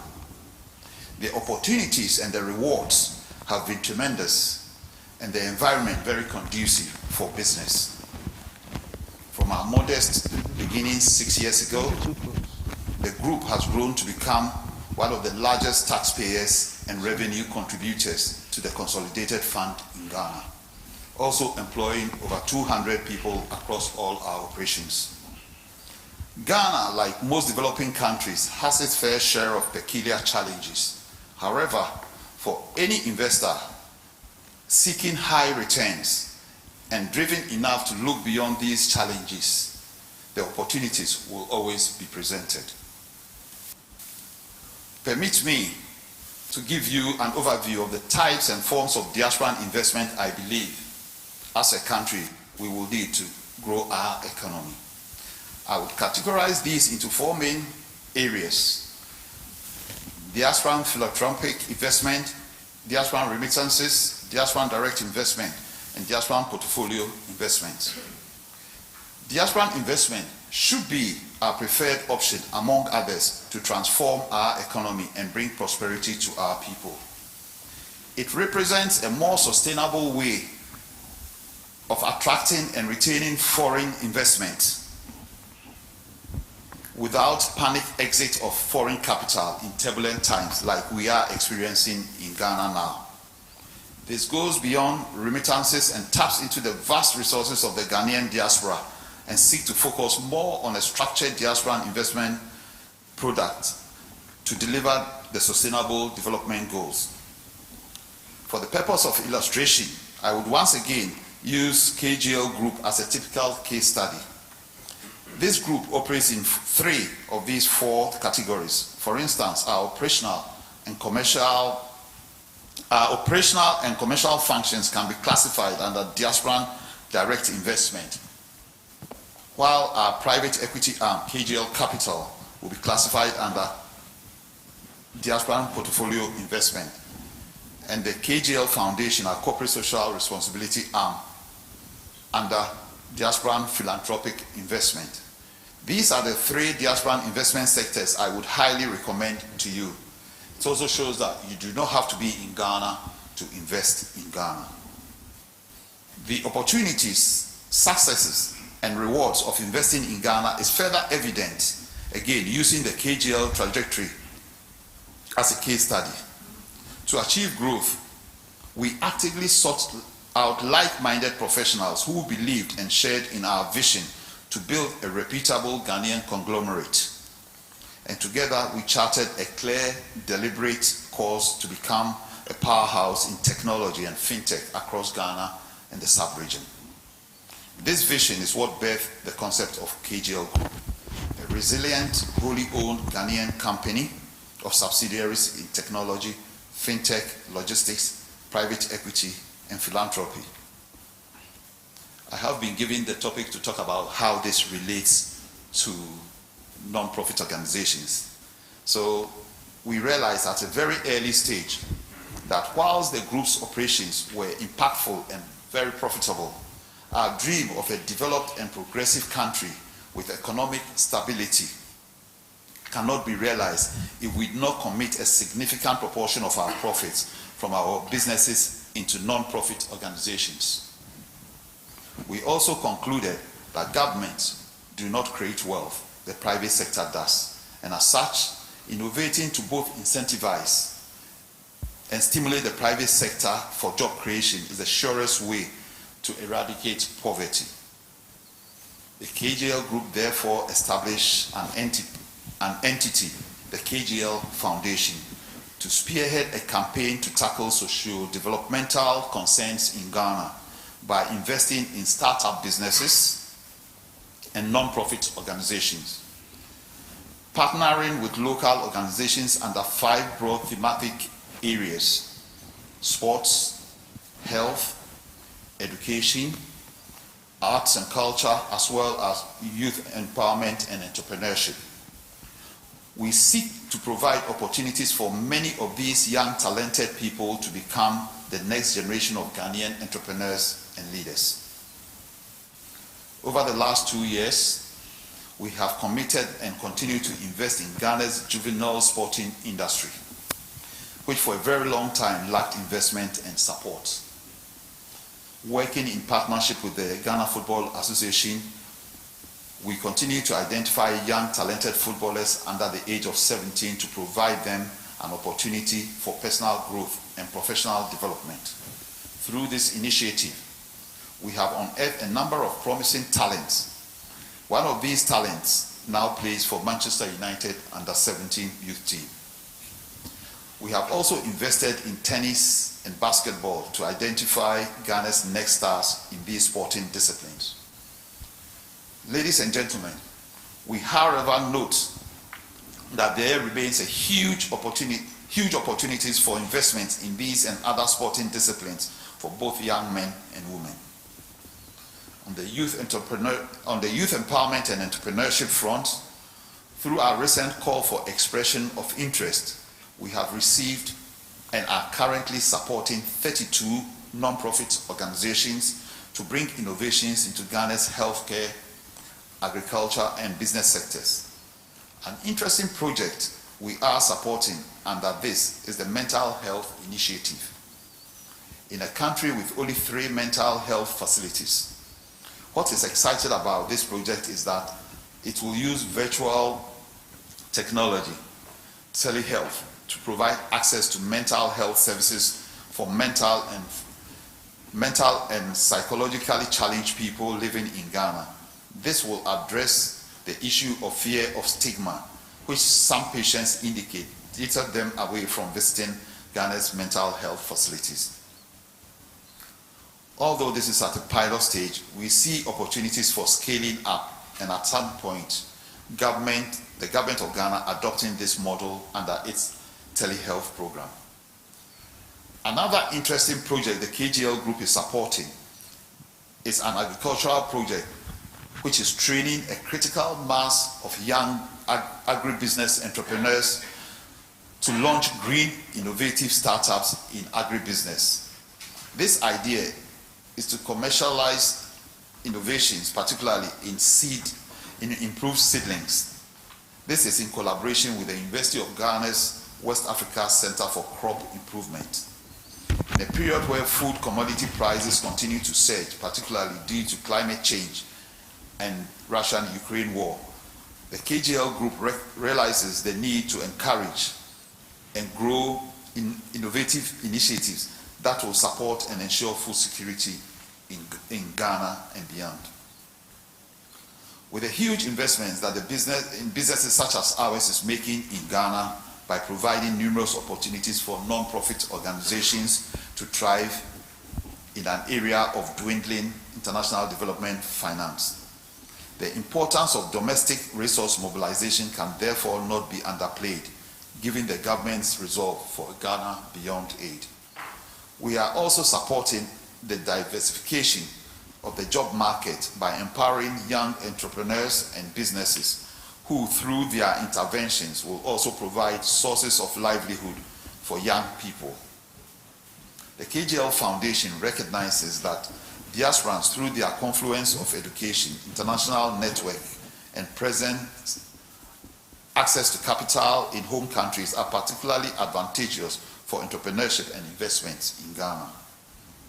Ghanaians recognize the important role of diasporans as stakeholders in Ghana's social development funding, although they are still not viewed as significant social investors by the government, the private sector, and indeed the diasporans themselves. And this represents a missed opportunity for harnessing and seeking to scale up diasporan investment for socio-economic growth, especially given the gap in financing available to deliver the Sustainable Development Goals. There remain significant investment opportunities in Ghana, and I will end by inviting you to join diasporan investors like myself and many others to invest in Ghana and Ghanaian entrepreneurs in all the sectors, including the non-for-profit sector, because there remains a vast and talented cohort of young, amazing, innovative people looking for investors to support their beautiful ideas and bring them to life. I have actually approached this topic from a non-profit side, but there remains huge opportunities to make money, and for us as a group, the only way to sustain, we want to leave the communities that we operate in much better than we left those communities. So we tend to, and we are not the only company doing that. There are huge companies. I was inspired by companies like MTN, one of the largest companies in Ghana. They set up a separate foundation. Our foundation is a separate entity, and what I've done is my children who were brought up, my son who was born and bred in London, I brought him in. So you can see I'm bringing everyone in. Even the kitchen cabinet, I'm bringing in from London to come. So I would encourage you to do the same thing. I found Ghana a very interesting journey. And I want to tell my story to encourage you that after 30 years in the UK, I still have businesses in the UK. The most profitable part of my life has been in Ghana in the last 6 years. And like you can see, I didn't grow to become a huge company in the UK. I went back to become one in Ghana. Thank you very much. Thank you so much. Boche, sorry you have to take a seat because you are part of the next session. Yes, please, first seat. Thank you. Here. Thanks. We would like to go ahead and invite Ms. Donna Krieger. Ms. Donna Krieger. Fair Africa is a 100% subsidiary of Fair Africa Germany, now AG, in Munich. Our mission actually is to bring world-class chocolate from Ghana to Europe, not only sourcing the beans actually from Africa, but also producing the beans into chocolates. Fair Africa actually was incorporated on the 28th of October 2020, that's last year. Unfortunately, we had a pandemic during that period, but I should say that Fair Africa has been in existence since 2016. Fair Africa really started with CPC, with private labeling. We also had another private labeling with niche cocoa. So finally we said, well, then we need to come up with our own company where we might be able to, or we should build, and so that we can really meet the demand of our customers. Fair Africa Ghana Limited is the only solar-powered company producing organic chocolate with rare inclusions currently in the country. It's not really flavored chocolate that we know of. All our 66 employees currently enrolled are all Ghanaians, and they are permanent staff. We are hoping that by the next 5 years we should be able to increase the number of employment to 10,000, and this will have a ripple effect on the economy because it's going to affect our 10,000 homes, not only the workers but their children and their family. Fair Africa is a free zones enterprise, and we believe coming into partnership with GIPC is really going to help us grow our business, because there are a lot of opportunities there as a company, from the trainings, the seminars, the awards, the GC 100 awards. They organize the B2B meetings, that's business to business, where we engage a lot of businesses together, because we are in the manufacturing sector. So our suppliers, we really have engagement with our suppliers, how best we can improve our relationship and then to move the company forward. When it comes to machinery and other stuff that we bring from outside, we enjoy some tax exemption, and that has been really something that has really helped us, and is going to help us in the future, because we are looking at expanding the industry into other areas. We decided to move to Suhum in the eastern region, Amanasi to be precise, where we feel those that really matter are the farmers, because they produce the beans. So by getting closer to them, we give them some kind of hope that they have a factory where all their produce can be really be turned into something else. It also creates a job opportunity for the rural folks around. Currently, we are running a chocolate school, and we've enrolled about 5 people, 4 females and 1 male. They produce hand-baked crafted chocolate, which we also add to our mainstream line when we are doing shipments, and we also sell outside. And this has also created more job opportunity for the youth in this community. We are using a primary packaging material known as NatureFlex, and it's a biodegradable material. So even if it's littered around, in no time you might not find them around again, just to protect the environment. Gerard Glover Ghana Limited has really immensely supported us, because the organic beans that we buy from CMC, the company really produces the organic beans as our major raw material in producing our chocolate. What actually made Fair Africa taking the bold, giant decision to establish a company in Ghana, we all know most of the times it has to do with the political economy. Free market, available markets, and the likes. But actually, our was really centered on supporting the farmers, and then we want to change the status quo by saying that we are decolonizing chocolate, because we believe that most of the cocoa, about 70% of the cocoa, comes from Africa, but yet less than 1% is produced here in Africa. So we believe that we can turn things around by making sure that we produce from bean to bar, that we normally say from farm to fork, and that's something that the government, everybody's hoping to achieve.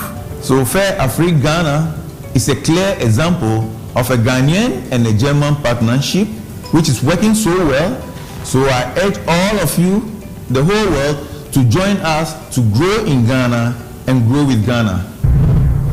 Thank you. Thank you very much.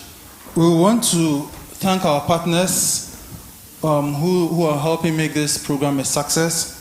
The Ministry of Foreign Affairs and Regional Integration, the Embassy of Ghana in Berlin here, GIZ, and KGL Group. We are really grateful for your support.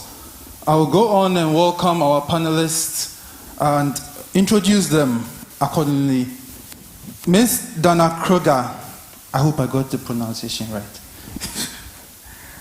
has a background in business and cluster development and is currently heading a component in the Investment for Jobs project implemented by the GIZ in Ghana. The GIZ serves as a service provider in the field of international cooperation for sustainable development and international education work. They are dedicated to shaping a future worth living around the world. Ms. Krieger is the head of the component cluster focus on the project, special initiative on training and job creation. This project was commissioned by the German Federal Ministry for Economic Cooperation and Development. The project aims to promoting employment growth of Ghanaian and European companies in Ghana. This project also promotes cooperation between Ghana, Germany, and Europe. The project supports small and medium-sized enterprises, which are the drivers for jobs in Ghana and makes them more competitive. I'm sure she'll tell us more about this project. Welcome, Madam Krieger. Let's clap for her, please. Our other panelist is Mr. Frank Dupuis. Frank is a thematic investor in real estate and other alternative assets, sports, innovation, entertainment, and culture, with a focus on supporting entrepreneurship and creating impact. In his core business, he runs management platforms and brands in the field of real estate investments, presently managing about $1.2 billion worth of investments, with clients primarily consisting of banks and pension funds. His investment strategies involve venture capital and private equity. Frank has been professionally and philanthropically involved in sub-Saharan Africa for more than 10 years. Ladies and gentlemen, Mr. Frank Dupuis. Welcome, sir. So this session will be a panel discussion.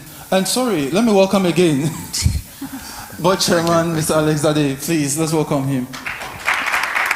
We'll have a conversation and then we'll open up for a Q&A session, and we'll take questions from the audience and responses from both Mr. Grant and the panelists. So I would like to welcome you all. Mr. Dade, you just spoke, so I would like to move to Frank, who has been involved in sub-Saharan Africa for some time now. And yesterday I had an interesting conversation with him, and I'm looking forward to today's conversation to hear his thoughts. Can you shed more light on why you invest in Africa and share some observations and lessons you've learned whilst investing in Africa? Thank you. Yeah, welcome everybody. I'm actually from Berlin, so it's a hospital welcome here in Berlin. Good to see you all. First of all, I go by thematic convictions. You know, I try to look at where the world is going to. And obviously, we talked about it with Yofi before, the world is in turmoil. And I'm definitely looking more into making a place a better world. The microphone. And at this stage of my life, trying to make sure that everything I do has an impact component, has a component to society, has a component to make the world a better place. I'm only dealing with people that I like, and I follow my convictions. So those are my things. Everything that I do nowadays, and I try to do it all my life, but now I'm much more determined to do it. Everything that I do has to kind of tick the boxes on those issues. With the world changing, especially from the German point of view, it's Germany is also sometimes a funny animal, right? You know, we've been doing very, very well for a very, very long time, considering that we're a small country, and our road has been always going up, right? And now all of a sudden, Germany, as other countries like all over Europe, actually, even America, realizing, oh, wait a minute, the world is a different place today.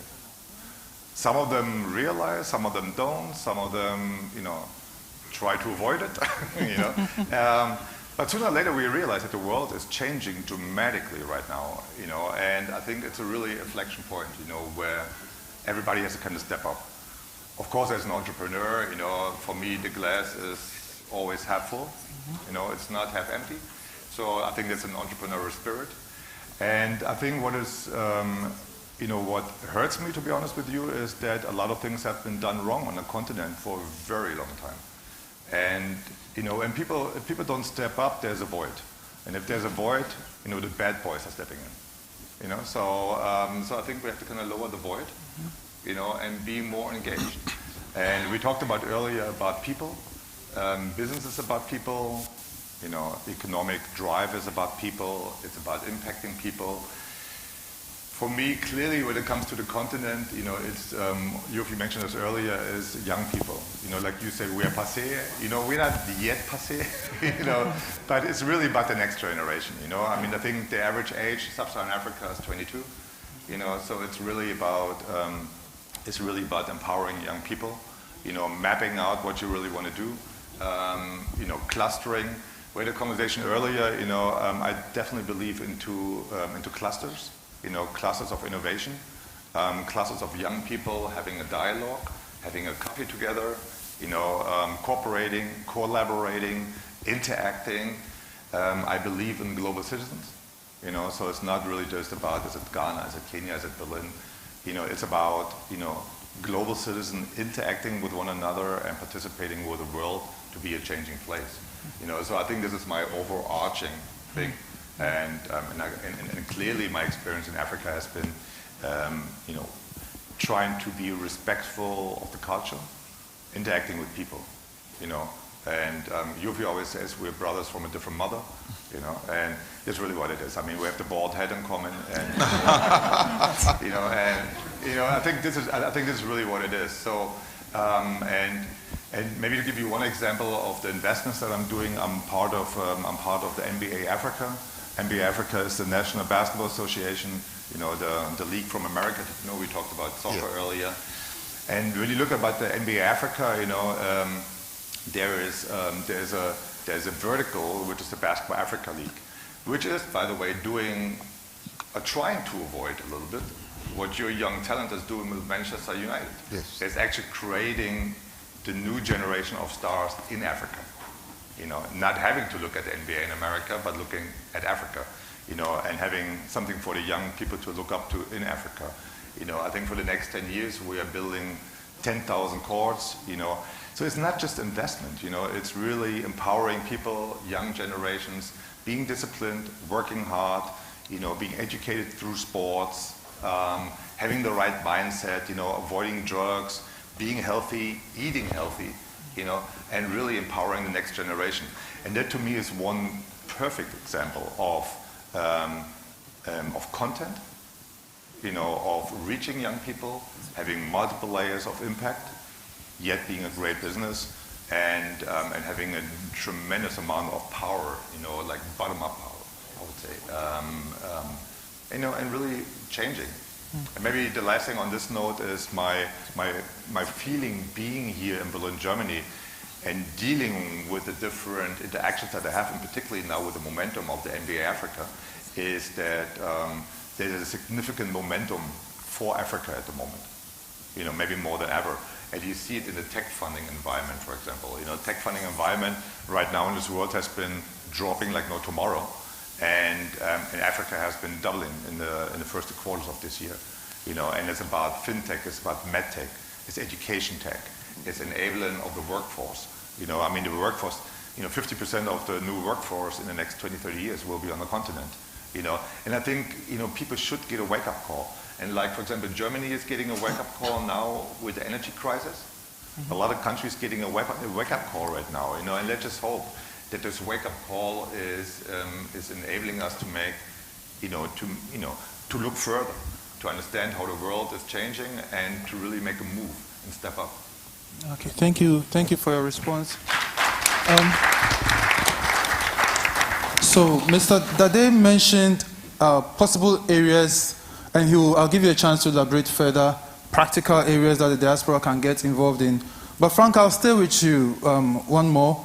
From a foreign investor's perspective, what types of investments are you looking at, and in which ways are you allocating capital when you look at the African continent, and then when you zoom down to to West Africa and then to Ghana?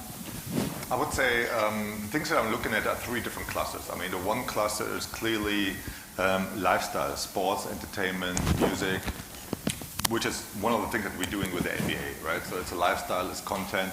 If the population is that young and we know how many people are informal, and we talked about earlier to kind of formalize big part of the population, you know, and having data and understanding who is my consumer, you know, what is he and she doing, and you know, this is a tremendous opportunity. How do I reach young people? How do I reach the 20-year-old? I mean, it's particularly with lifestyle, right? I mean, everybody's on their cell phone. Everybody is interacting, you know, and you know, you guys are doing a great job with social media. I mean, but I mean, this is what it is. This is how you reach the young generation with content, you know. So I think lifestyle, music, sports, entertainment, you know, is providing fashion, arts, culture, you know, is the content, how to reach young people. So I think that's one cluster. The other cluster is, you know, I think the continent is leapfrogging when it comes to technology.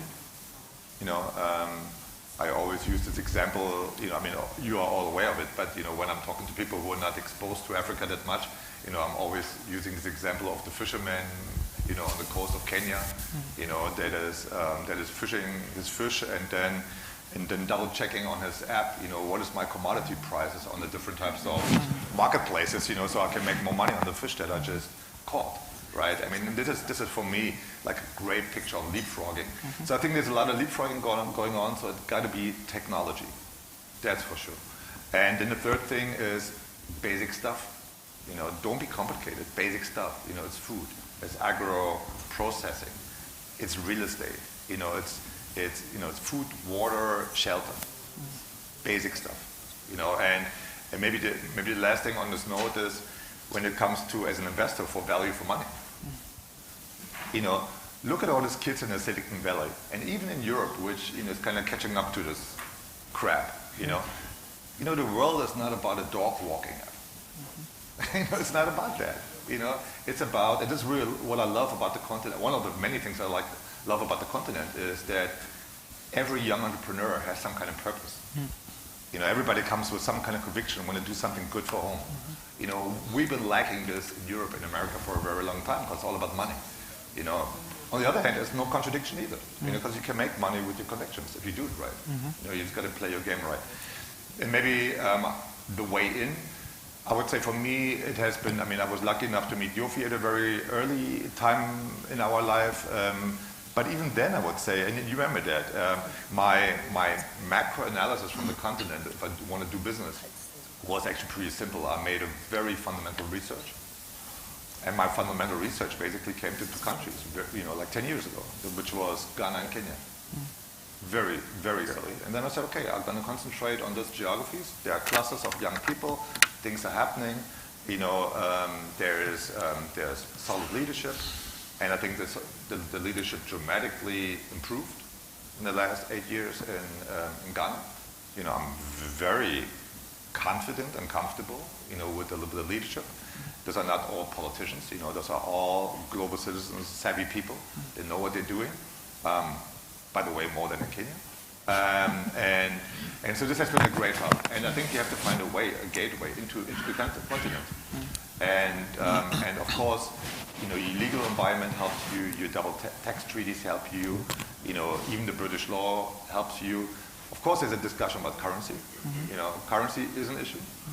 Again, but if you look at Ghana right now with the currency dropping that much, again, the glass might be half full again, right? So it's so maybe it got depreciated way too much, and now is maybe even a good time to do something. So I think the overarching momentum is great at the moment. And for a gateway, how to get into the continent, I think Ghana is a fantastic place, particularly on the side of West Africa, and being a very comfortable environment with great leadership. All right. Thank you so much for your comments. I'd like to move to Madam Krieger, and would like you to expose us to the work that the GIZ does when it comes to job creation, the project you're working on, and how this is helping the SMEs to develop in Ghana. So Can you give us some highlights on what you're doing? And thank you. Sure, thank you, Kwame, and welcome everyone. Thanks for having me. As you said, nicely said, I guess I need to first explain what we are doing. And I think then you will understand much better why I'm here today and why we are supporting GIPC. So I'm based in Accra. I live in Accra. It's the third year now in Ghana. And I'm working for GIZ in a project that is called Invest for Jobs. That is a brand, and that is funded, as you said, from a German ministry, from the BMZ, the Federal Ministry for Economic Development and Cooperation. And we are in Ghana with that project, as the name already says, mainly to lower investment barriers for companies and to create jobs in Ghana. So these are the main activities why we are active there, and this is implemented from GIZ in a project, and we are divided into 3 pillars. The first pillar is attracting European companies to come to Ghana, invest in Ghana, build their businesses there, settle, employ people there. And you already saw a very nice example from Fair Afrique. This is one of the projects that we have supported. This is a company that came, for example, collaboration with a Ghanaian company, and we supported throughout the whole value chain, because you need to have organic cocoa beans to produce organic cocoa. So you need to look at the whole value chain from the very beginning, and this company had on one challenge. Everything was done in that country. Of course, cocoa beans are growing there. They've been processed, they've dried, everything, but one step in the processing needed to be done outside of Ghana. And as Mr. Yuffie Grant mentioned, we need to add value to these resources that Ghana has.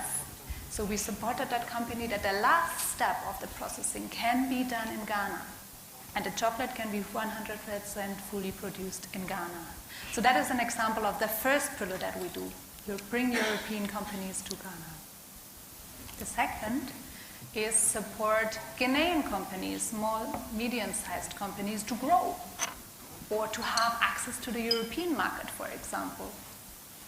When we talk about agri, I can also give you an example there, because, for example, organic orange juice is produced in Ghana, and we needed to find ways to make it available on the European market. And as you can imagine, there are some certifications needed, standards that you need to meet, all these kind of trade issues that you need to clarify. And for example, this is also something that we do in our project to help Ghanaian companies to grow in Ghana and also access new markets, for example, in Europe. And these are the 2 pillars that are working with the private sector directly. But then sometimes issues, demands, challenges are coming up that we can't solve in the direct projects with companies. And they are tackled in the 3rd pillar of our project, the one that I'm heading. And that is focusing on framework conditions for businesses, that they can really work there and grow there. And there are different pillars. So for example, one is we have to be very specific, we have a grant agreement with GIPC and supporting them to enable sessions like this, to enable doing videos like that. For example, this campaign, Grow in Ghana, Grow with Ghana, for example, was heavily supported by us because we see there's a need to do the investor promotion, later investment facilitation, but then also the aftercare. And GIPC is our partner who embedded all of that in one institution. So I can also tell you, whenever companies are reaching out to us, first thing is we direct them to GIPC, that they can have benefits from their services, from their market information, from their sectoral interest, and then we can see what else is needed. For example, we also have contacts to the Ministry of Trade and Industry. And you also saw a video about the automotive sector in Ghana, for example. And there was a demand to shape a policy for that. Because when you want to develop that sector in Ghana and you want to have cars assembled in Ghana and produced in Ghana, you probably also need to work under regulatory framework conditions and, for example, set up a ban of very old cars coming to that country. So as you can see, this project is working on the levels coming from the micro, macro up to the meso level, also with the policies, for example.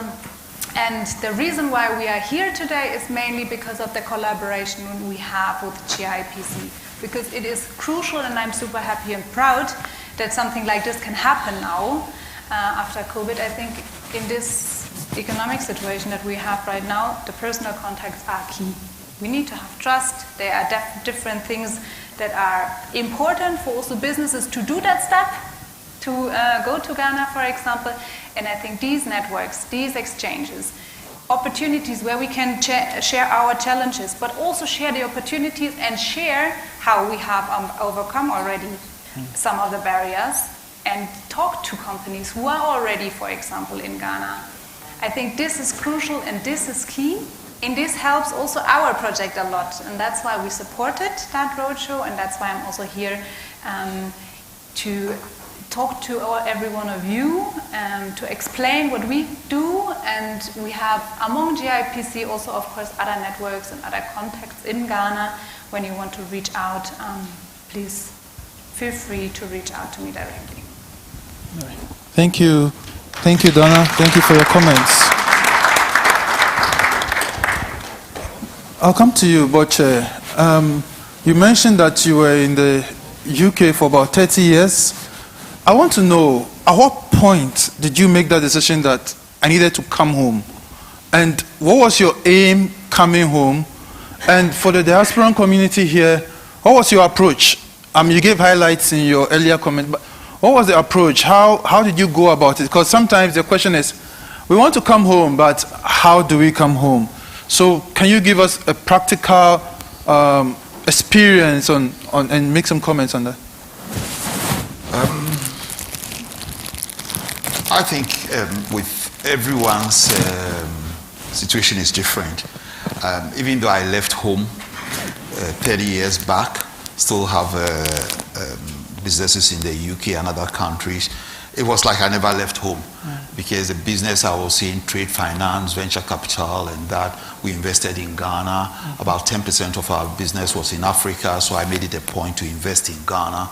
There are quite a few businesses that we had funded in Ghana. So I was in Ghana like twice a year, and that. So that put me in a very good position to come back. And what I would say is that moving back to Ghana, it would be unfair to say that we started a business from scratch, because we didn't. What I did with my partners was replicate what we've been doing. We've been dealing in 25 countries around the world, and so we were just replicating what we've been doing around the world. So everybody asks me and says, oh, you've been in Ghana for 6 years, how did you do so well? No, I haven't been. I've been in the corporate world for 30 years. So it was just basically moving to Ghana and replicating it. What I say to diasporans trying to move back is that, first of all, you've gone out to learn alternative ways of doing things. I mentioned in my speech about capital. You have access to capital, and that. Those are the advantages that you have bringing back home. So to come back home empty-handed after going back to seek these things, right? You'll find out that you are not competitive back home, because you've got your colleagues that you left back home. They have their own ways of raising capital and that. We never raise capital from the market in Ghana. We never raise, so we bring capital in. What I would say is there's huge, because in my company, like you said, we're probably some of the oldest people. I'm in technology. I can barely use a phone.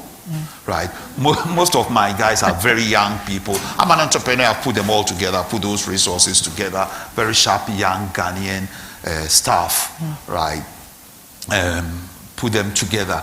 So most of what we bring in terms of financial resources, technology, and that is mostly imported. And those are things I've brought in. That makes me very competitive. I'll give you an example. The government has been trying to automate the fuel industry, the premix industry, and they've been trying that for years. What they don't have is capital. They don't have the technology, they don't have the capital.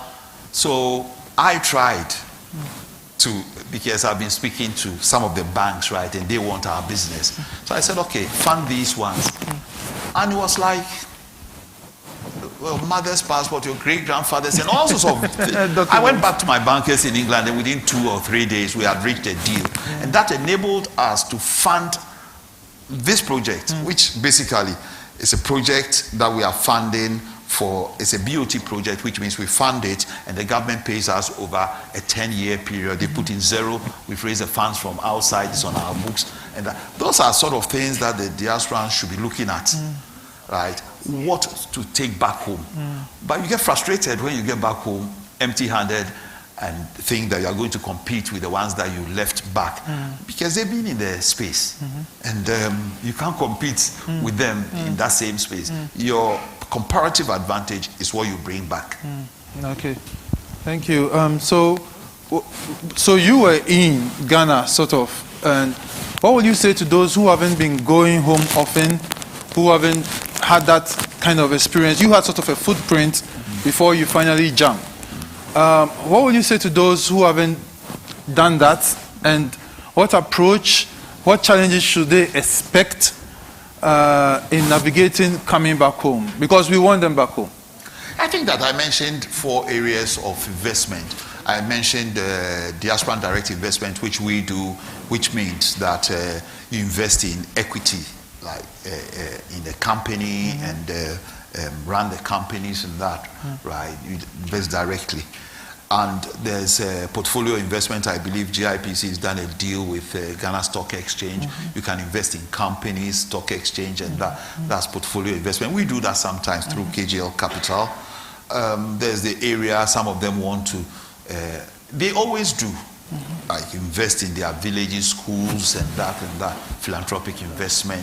What we're trying to do, even at GIPC, is to channel most of these remittances and that, right, into productive. So there are a lot of areas that you can invest in, even without being in Ghana. If you want to basically start a business, then the way to do it is try as much as possible to bring the capital or some of the resources in. Okay, thank you. Thank you for your comments. We'll pause here with the panel and come to the audience. If there are any questions or contributions, we are here to just raise your hands, and we'll pass the microphone to you, and we'll move on. Any questions or contributions? Mr. Grant.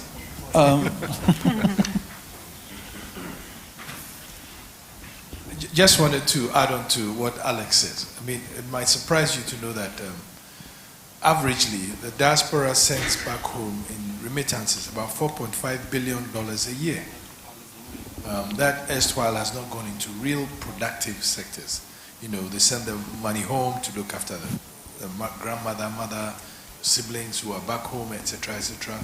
And because there's no formal structure for that, it's sometimes wasted. But I can assure you, 4.5 billion a year is more than foreign direct investment that we were able to attract. It's more than how much the government has gone to the multilaterals to borrow, etc. So it's a significant amount of money. What we are trying to do is now to formally channel it, and quite likely that in the very near future we'll be looking at diaspora bonds, which make a lot of sense. I mean, issue a diaspora bond and sell it. I mean, a number of African countries have been successful with it. I think Ghana will be successful with it. So it's very, very important. The other thing that I'll say, a comment on Frank's bit is that, yes, Frank has been in Africa for quite a while. What he didn't tell you was that he and I tried a stint of going to business in Ghana, in a very interesting, attractive area, but also a very challenging area. And so, you know, we struggled a bit with it, trying to actually implement it. And but for me, it was very good lessons learned, and goes straight to the point that he says. He has this criteria that he takes and says it serves a purpose, it's impactful, it will make money, etc., etc., and goes into it. And so he just didn't go into Ghana as an adventurer. He went with a clear view, and he's still in Africa with a very clear view of what to achieve. I sometimes get a lot of requests. People come to me and say, okay, I have money, what can I invest in? And it's a very difficult question to answer, because the opportunities are there. And if you are a serious business person, You will look at those opportunities before you come. You don't come and say, okay, I have a bag of cash, what should I put into? That's an adventurer. That's not a businessman. The businessman will say, I identify an opportunity in agriculture. I identify an opportunity in education. I identify an opportunity in health. That is a sector that I think I want to be in, because that's what I want to develop. And then that's where you make the approach. So it's interesting listening to the panelists, and very good, I think it's a very good panel, because they are all giving us perspectives. But I can't say this without talking about GIZ, who has been with us all through the journey, who have supported our aftercare service, have even supported us with building a business development team of 2 very young consultants, but very smart, who are building business cases out of the opportunities that are there. And we think that this is very important for when we ever come to such meetings, to say that, yes, the youth bracket is an opportunity waiting to happen. I mean, my son has decided that he's going to go into organic farming, you know, and the only thing is every morning I try to dodge him to go to work, because I mean, by the time I wake up, he has a plan of 10 things that he needs to get, and, you know, who to fund it, but that. So I try to run away before he wakes up. You know, but the opportunity is there. The startup space is huge. I mean, Africa has an advantage which has been a disadvantage.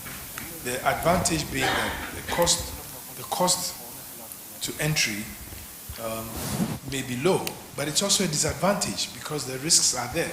And I'm not saying because it's attractive there are no risks. There are risks. The important thing is to understand the risk and how to manage the risk.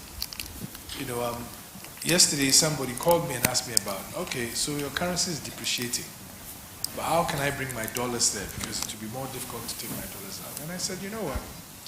We've lived with that forever. That yes, a lot of businesses in Ghana, yeah, they understand the cost structure. They understand that it's dollar denominated. And they price mark to market. So even if the currency depreciates for them, it doesn't matter, because the output will be marked to market, and then they'll, you know, they'll sell to you at the dollar price on that day. You know, and so that's their way of managing the risks. So there are many different ways in which you can look at the models. But of course, I mean, it's always a problem when your currency depreciates. It's always a problem. So nobody wants that. But I think the important thing to recognize is that the diaspora, not just in Ghana, in Africa, is a powerful tool of transformation. And I always say that they are the best ambassadors for us, because they are in places where they see what is going on, and they can take that back to the continent and play a role in the continent. The returns that you get in Africa are immense. In fact, UNCTAD information says that when you look at the average returns in foreign direct investment in Africa, it's the highest across every region. Average is 6.5% in Africa. The next is Latin America at 6.2%. Then OECD and Asia right now is below 6%. But if you look at the global universe of cash that can be invested, approximately currently about $120 trillion, a good 20% of that is earning less than zero. So the challenge is how to mobilize that into areas that need it, especially in these days with climate change, the challenges of, you know, disruption of, you know, supply chains and value chains by conflicts across the world, etc., etc. But we are extremely optimistic. So still remember the 3 O's. Thank you, Mr. Grant. There was a question. The lady in green had a question. Okay, so then I'll go back to the gentleman, and then I'll come here. Joseph, the lady in green.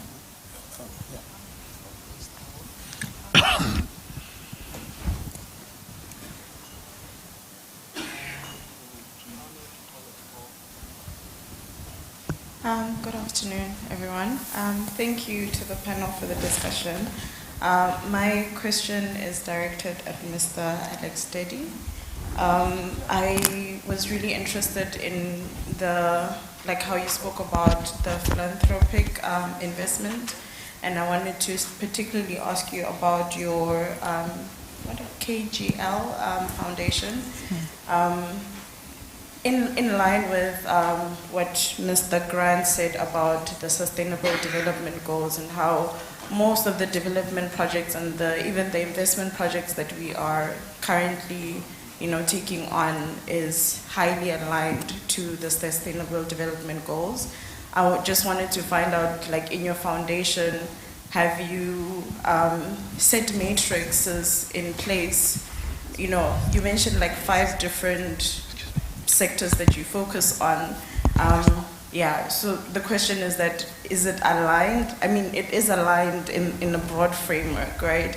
But have you set matrices and indicators in place to sort of see how what you are doing is impacting the Sustainable Development Goals? And from what you have been seeing, I don't know how old your foundation is, but what has been the successful stories or the indicators that you've seen from what you have been doing with your foundation so far? Okay, thank you for your question. Before you respond, let me just take 2 more so that we could. Good afternoon. My name is Calvin Andatsi, and I'm the CEO and co-founder of NASPA Autospar Services Limited. So my question has to do, it's actually a proposition. It has to do with a diaspora direct investment, and I think it goes to Mr. Frank, if I'm right, I don't know. And so we are disrupting the global car wash industry through commercial car wash, digitization, and green innovation. And currently we have a partnership with Total Ghana Limited, which we are supposed to provide our waterless steam technology in replacement of their commercial car wash activities with the pressure spray. The whole idea is to preserve treated water for the next generation.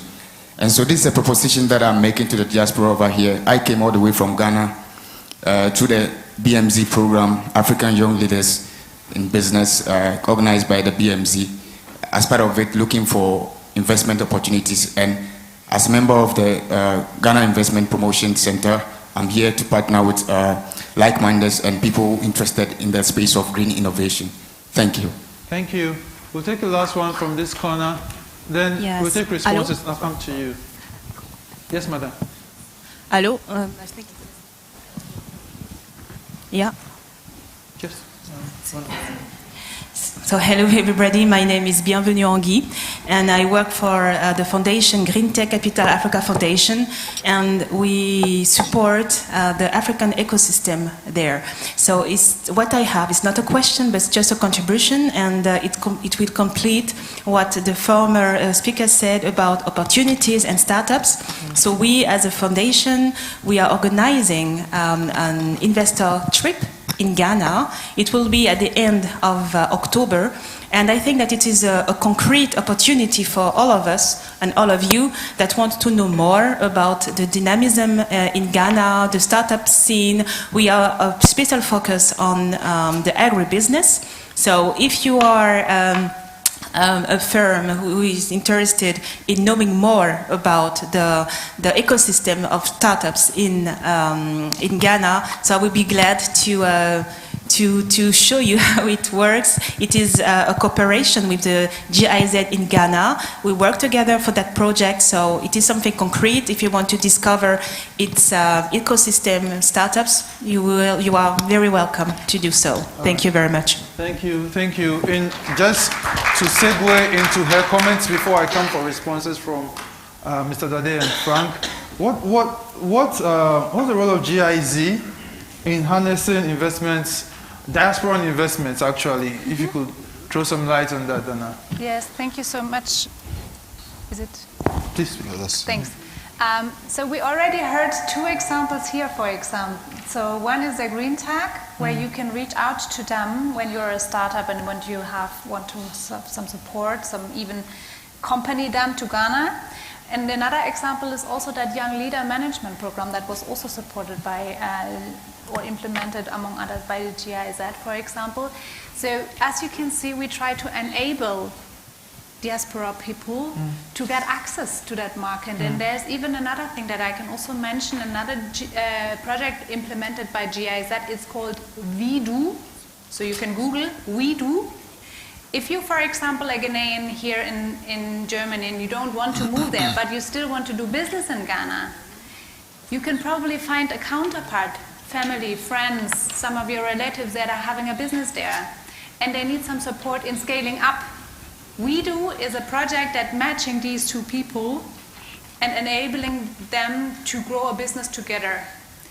In a protected space, they check your business plans and all of that. So that is another opportunity. So these are, for example, several ways, several GIs that implemented projects. For example, we're also having KfW, the financial part, in Ghana. But as you can see, we are more in the background and enabling others to step out and provide the services to every one of you who has an interest to invest or start a business. Okay, thank you for your response. Like I said earlier, behind your tags, there's a code. I'll indulge you all to scan that barcode, put your data in there for future conversations and discussions. So we can just do that also. Mr. Daddy, please, the response to the first question. I think in response to your question, what we've done is we've set up the foundation as a separate unit. Like I said, we've got about 8 companies within the group. All these companies operate under a unified structure, apart from the foundation, which has got its own board, and that the operation is quite separate. We took inspiration from the likes of MTN, who have set up separate institutions to do that. The funding of the foundation also is, the foundation is 100% funded by the group, which means it doesn't raise funds from anywhere. Most of our partners have indicated now, well, like the banks that we deal with, the huge partners, we are pushing them, and they have accepted that as a criteria for doing business with us, right, you have to put into the foundation. So that's about to kick off in the coming year. Yes, there is a criteria, and it's all aligned. I showed you the thematic areas that we are operating in, the health, the education, and that. We try as much as possible, or we separate. For example, under sports, our marketing department funds the Black Stars, the GFA. We put in $1 million into the Black Stars to fund them for. We are the largest funders of them for Qatar. At the same time, the foundation is dealing with juvenile sports. They've put in $1 million over 4 years. So we do not mix the business with the CSR arm. So in effect, we do not, as a group, derive direct benefits from the work of the foundation. In effect, for example, saying that they should fund the Black Stars operation, because that's a marketing thing for us as a group. So that's how we more or less intervene in helping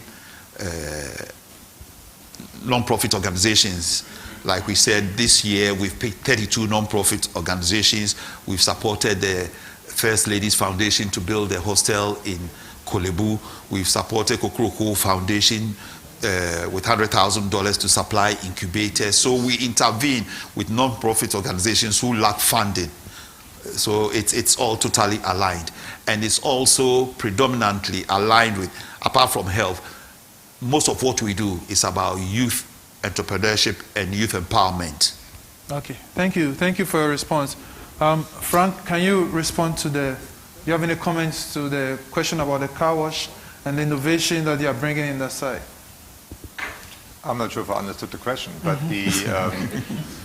I think what is important to understand is what is it really that you're looking for.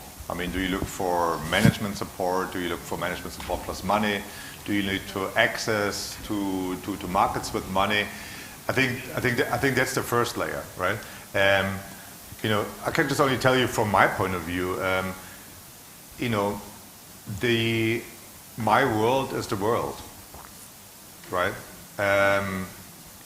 And a significant segment is on the continent. But even there are different hubs and there are different themes. And people like me usually cannot deal with 100, 150 different companies and to be really, you know, bringing so much to the table. So either So either I would make a very specific thing that I'm really, really good at, that comes from my background. Say, for example, my background is real estate, right? So, right now I'm discussing through basketball and my very specific real estate background, I'm discussing arena developments in Africa, as an economic hub, as infrastructure building and so forth, and plus providing the content and the technology for it. This to me is fascinating, and this is where I can really bring something to the table. What can I bring to the table for car wash? Not much, right? So the question then is, if you look for capital plus a management capacity, then these are usually intermediaries. And for example, we just heard about the excursion to Ghana with GreenTech. I'm one of the first shareholders of GreenTech. So I didn't even know that you're here, by the way. So that's really cool. I'm one of the first shareholders in GreenTech, and why did I do that? It's not only that I really trust the management group and the founders and build a relationship with them, but I realized that I got overwhelmed by a bunch of different things flying at me from all over the world that I cannot put together. So I said, okay, for this cluster that to me is venture building, very early venture building, technology-driven young entrepreneurs on the continent, there I went through GreenTech because it's what they do. They build an organization around it. So I'm giving them money, they taking care of it, they're my filter, and then I can provide money, and I'm diversified. And then usually, if you do this in a structured way, which is important, is that sometimes people like me are eager to do co-investments. And co-investments basically mean that, let's say there's a fund, or there's a pot of money with diversified income, is giving you money. And I said, okay, this is this great guy with a car wash idea, and really great scalable model, and bam, bam, bam, bam, bam, bam, bam. Would you like to co-invest? And then what you would do, you would double down. To say, okay, I'm already involved in this situation, the fund, and there's already a certain allocation of money going to, but this is what I really like, and then I double down on it and I put extra money on it, and then it goes within the same due diligence process, all legal things, all the boxes are ticked, and I know that there are people on it that are not only on it from the reporting side, but they are really close to you, and physically close to you. And then I think this is how you bridge when you're somewhere sitting in Berlin, Stockholm, London, wherever you are, and doing something on the continent. You go through trusted advisors and intermediaries. All right, thank you, Fran. There was a question, the gentleman. Yes, please. We'll come back to you. My name is. Hello. Please speak up. Yes, please. My name is Henry Kofi Fodi. I work with Kuza and Access Agric back in Ghana. I have 3 quick questions. The first one goes to Mr. Dade. Okay, just make it brief. Okay. 3 questions. Right. So, Mr. Dade, we keep on asking people to come and invest in Ghana, but some of these investors come and within a twinkle of an eye, they pack their stars and go back to their countries because of the bureaucracies some of them get to experience. We've got brilliant ideas, we've got brilliant SMEs in Ghana, but some of them complain that we don't have the enabling environment to support them to grow. So within a twinkle of an eye, we see them collapsing. What can we do to make sure that investors come and they stay? How do we create enabling environment for the already existing SMEs in our country to grow? The second one goes to Dana. GIZ is investing a lot in agribusiness, and when it comes to processing, personally I've worked with the Agribiz Center in the Green Building.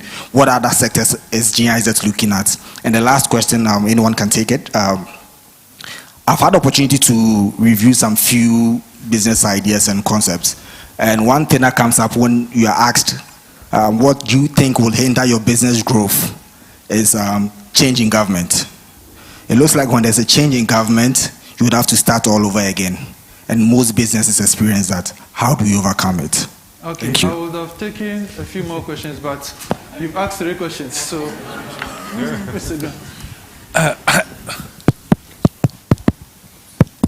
Hello. Mike. Interesting questions, but I'll tell you, as much as you say very often the investors come and then they are frustrated and they go, there are investors in Ghana who've been there for over 100 years, and there are more coming. Do you seriously think that a VW would still be there if they were frustrated? They were facilitated. Do you think Bosch would still be in Ghana and doing more if they were frustrated. No, they were facilitated. Siemens is in Ghana and looking to expand its market. Green Tech is looking for opportunity there. So there are things that are really happening. But if you focus on the negative, you get the negative. That's my view, though, because I was an investment banker before I became head of GIPC.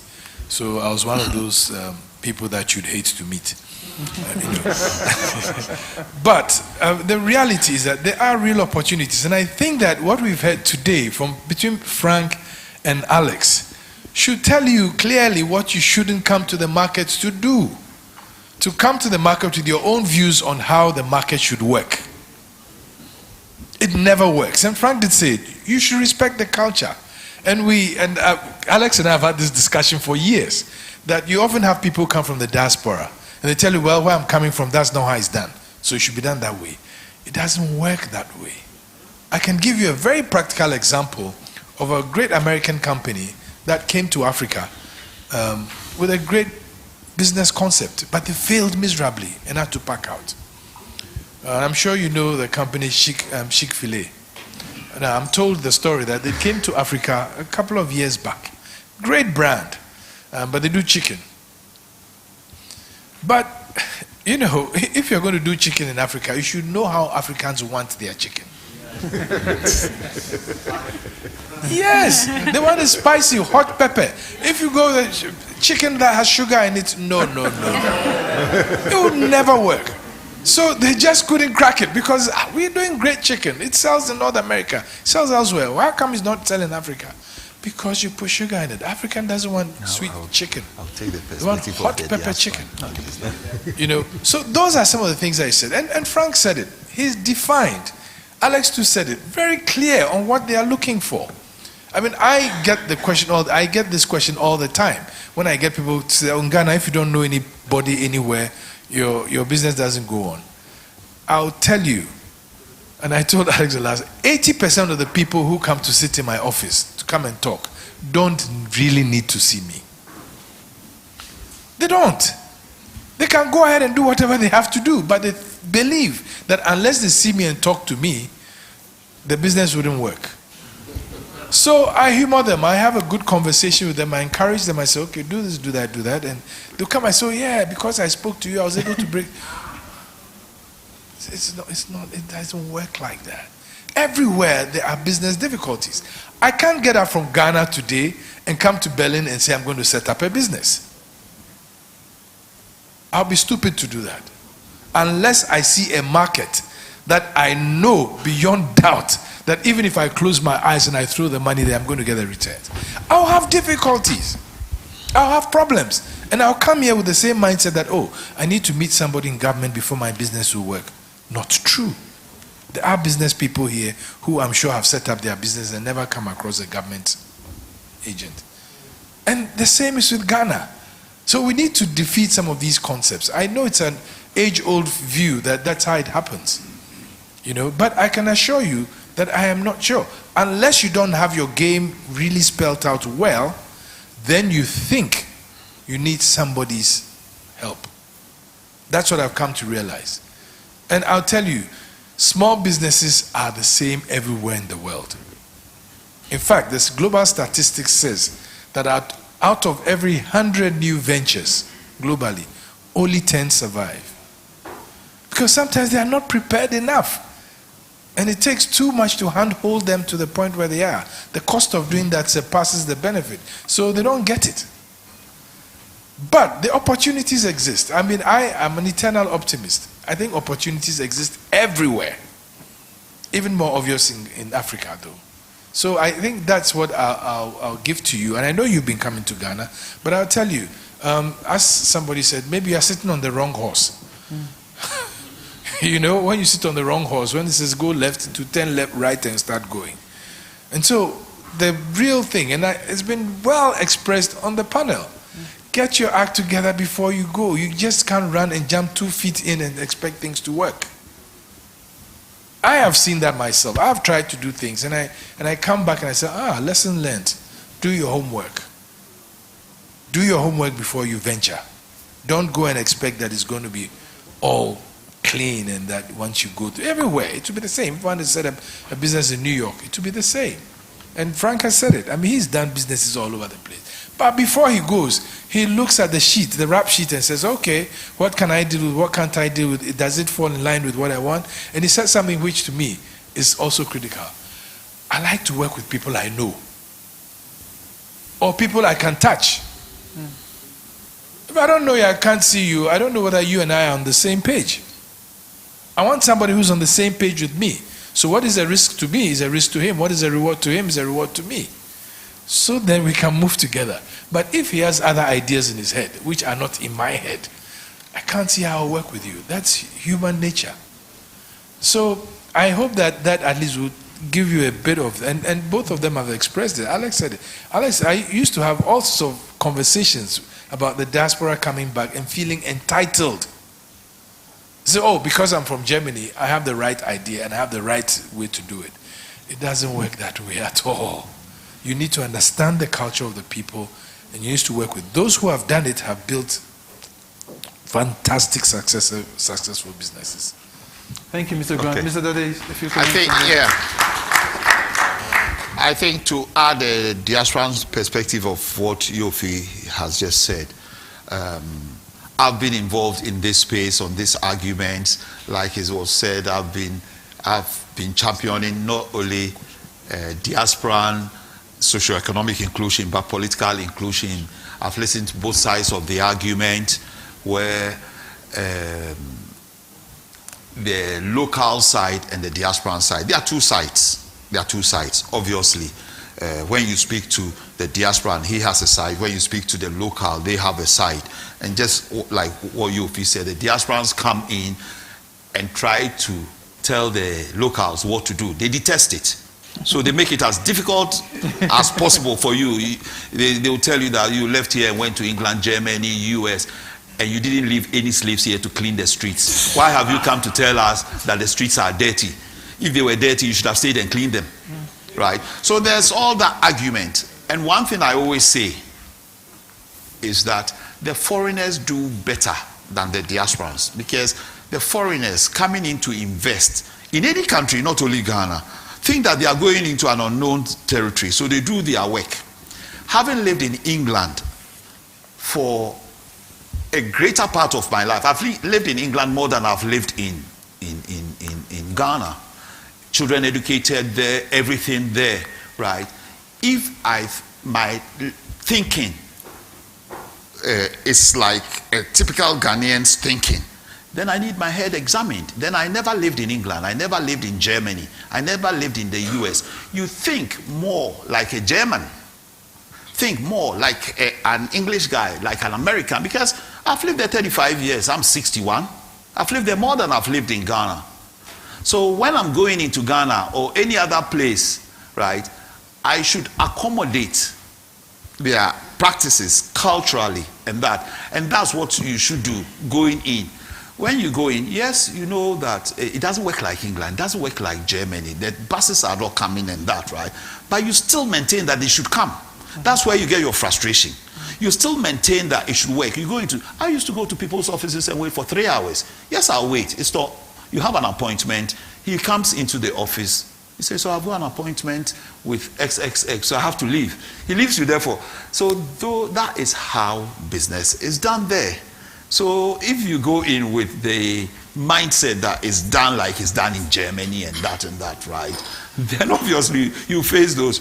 I never faced any of those problems, because I know that I'm going to wait in the office for 3 hours. The bus is not going to come. And this is how it works. So, and the people give excuses. I'll come to work. And, well, I don't even employ people who don't come to work and that, because I know that there are other people who go to funerals and never turn up. So when I want to employ, right, I make sure I employ the right staff. So you minimize the frustrations that you get. That's what I can add to. Thank you, Mr. Dade or Mr. Grant. There was a question about the change in government. It was one of his questions. I mean, once again, yes, I mean, it's something that I have been, I hear all the time. But it's more a myth than reality. And I'll tell you, I mean, you're wincing. No, maybe you've seen one or two.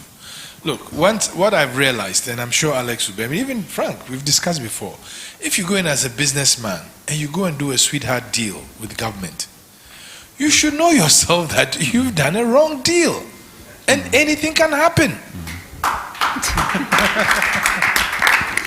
You know, recently I was in an international conference, about 500 people in the room. And one of the companies said, well, yeah, I mean, one of the stumbling blocks and some inhibitions in Africa is that there's a lot of corruption. And it went on and on and on. And I thought about it. I said, hang on. So question time, I stood up and I says, okay, he says that Africa is fraught with corruption. But so far as I can recollect, and I read a lot, out of the top 10 corruption cases that hit the global headlines, none of them was from Africa. Not a single one was from Africa. So is the corruption you're talking about the policeman at the roadside who gets the 5 CDs? Or the person who out of influence peddling gets $10 million? Which is which? Which are you talking about? And it was, a very interesting conversation because others came in. And in fact, one of the investors says, look, guys, let's be real. In Africa, when it's any sort of influence, you call it corruption. In our developed world, we call it lobbying. People pay to lobby. If it happened in Africa, they say, it's a corrupt act. So there's still a bit of a halo effect on the African continent, which we are really working hard to change. And that's why my president says, look, we don't want aid as the main way of, we want partnerships and linkages for trade. Those are more sustainable. And yes, I mean, it's important to assure the investor that there's sustainability. In fact, the bigger risk to most of them is more tax volatility than whether there's political, And as I said earlier, our constitution guarantees the investor protection from expropriation, even the GIPC laws. So you can actually go to court if you feel that there's been a judgment against you. And as one investor told me, if he had known that Ghanaians love the rule of law so much, he would have been a lawyer practicing in Ghana. He would have made a lot of money because we believe in the rule of law. So I think it's more of a myth than a reality. In the odd situation, you would have it happen, because there's probably a bigger issue at stake than just the fact that there's a change in government. The cases where you find is that there are real issues. And I can give you one example, because a new government came into Ghana, and they had issues with companies that had signed contracts in the energy space. Why? Because they all signed, what do you call them? Take or pay contracts. Take or pay contracts in a country that had its when you look at the dynamism in the sector, we had production capacity which was way beyond consumption, but we had brownouts and blackouts because the distribution system was a bit under stress. Now in 2017, government had to pay $600 million for electricity that it did not buy or consume. The next year, he had to pay approximately the same. But the third year, he was going to pay $1 billion for electricity that he wasn't buying. Now, it certainly was not sustainable. Anywhere, it would just not be sustainable. But what was the cause? It was a bad contract. That didn't serve either party well. Because whether it was government or the contractor, the government couldn't keep paying money for electricity that it didn't consume. So it was just a bad contract. So some of these things are some of the things that we really, as business people, we need to, be cautious about. And I know that for the business person, profit is a very great motivator to go into markets. But so is structure and respect. And Frank said it very clearly. Respect for the local culture and understanding the people. Let me tell you something interesting. It's much more of an opportunity than an impediment when you understand the culture of the people. Because when they have problems, you'd find solutions. Thank you. Thank you. Thank you, Mr. Grant. Donna, can you respond to? Yes, and I would like to respond to the third part of your question, to the sectors, but I need to first a personal comment from my side, because I'm in Ghana now since 3 years. I'm still in the learning process. And I can tell you it's not easy, and the frustration as for Germans is quite high, and this is also something that we receive as a feedback quite often. Good thing is we have the connections to our linkages to our partners. We can give that feedback back, and then we can exchange about it. We can also find solutions for that. Because for me, at the beginning, I went to meetings and I thought they are stealing my time. And I took it very personal. Yeah. And then I realized, oh wait, I need to rest. I need to understand that, and then focus more on the goal. Don't lose all that energy on the process when things are not going as planned. What is your goal? Where do you want to go? And Ghanaians will find a way, and that is impressive. Always. Thank you. So I think that is something that I can definitely say. And when it comes to your sectors, luckily, we are not focusing only on specific sectors. We are working demand-driven, and this is, I think, key. Because yes, of course, there are some sectors that are very there is a lot of employment potential, like the agri-processing sector or like the automotive sector in Ghana. Of course, if we have projects or ideas coming up in these spaces, it's more likely that we are going to support them because they will create a lot of jobs. Thank you. This is what we focus on. But my suggestion or my advice is just for your own business model and your own business case, get all the information that are available through all the suppliers that we have mentioned, and then check back, is this fitting? Is this enough for my business?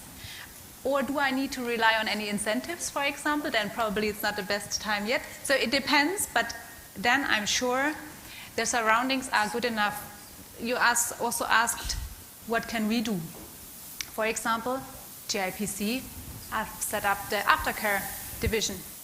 A direct reaction to that, you know what, not just being happy about someone came, but then also continue exchange with these people, see what else is needed, see maybe if they can scale up or grow, for example. So this division is, for example, a direct response, what we can also do, and this is also my background, cluster development, meaning bringing peer groups together, that you have an exchange among them, also bringing businesses of the same sector along the value chain on the same place, that you have suppliers, that you have buyers, that you have access to universities, skilled labor, all on one ground, for example. This is also an opportunity that we work all together in Ghana, for example, special economic zones, these kind of areas where you find peers around you that would enable and ease the path, let's say. Thank you, Donna. We are running out of time, so I'll take. Okay, I'm looking. I don't do this side, and I want to do this side, and I'll come for two more here. Gentlemen, sir, please, you. Yeah. Okay. Let's keep it brief, so we can all have a chance to ask questions. Please, thank you. Very brief. My name is Emmanuel Oseusu. I'm coming from Kiel University and also from the Ghana Union there. As somebody who came here to study, I always think about the students. And now I'm coming to Madam Donna Krieger. I know that GIZ have a very good project that when somebody finishes school here, gets back to Ghana, and then start something, they support the person for a year or so. Now, I'm going a little bit off track from the investment of money there. What about the students who complete here and they want to come back to Ghana, but as a student obviously doesn't have money, and they are a group, they know that if they're given the opportunity, they can do something. And then you mentioned about the widow.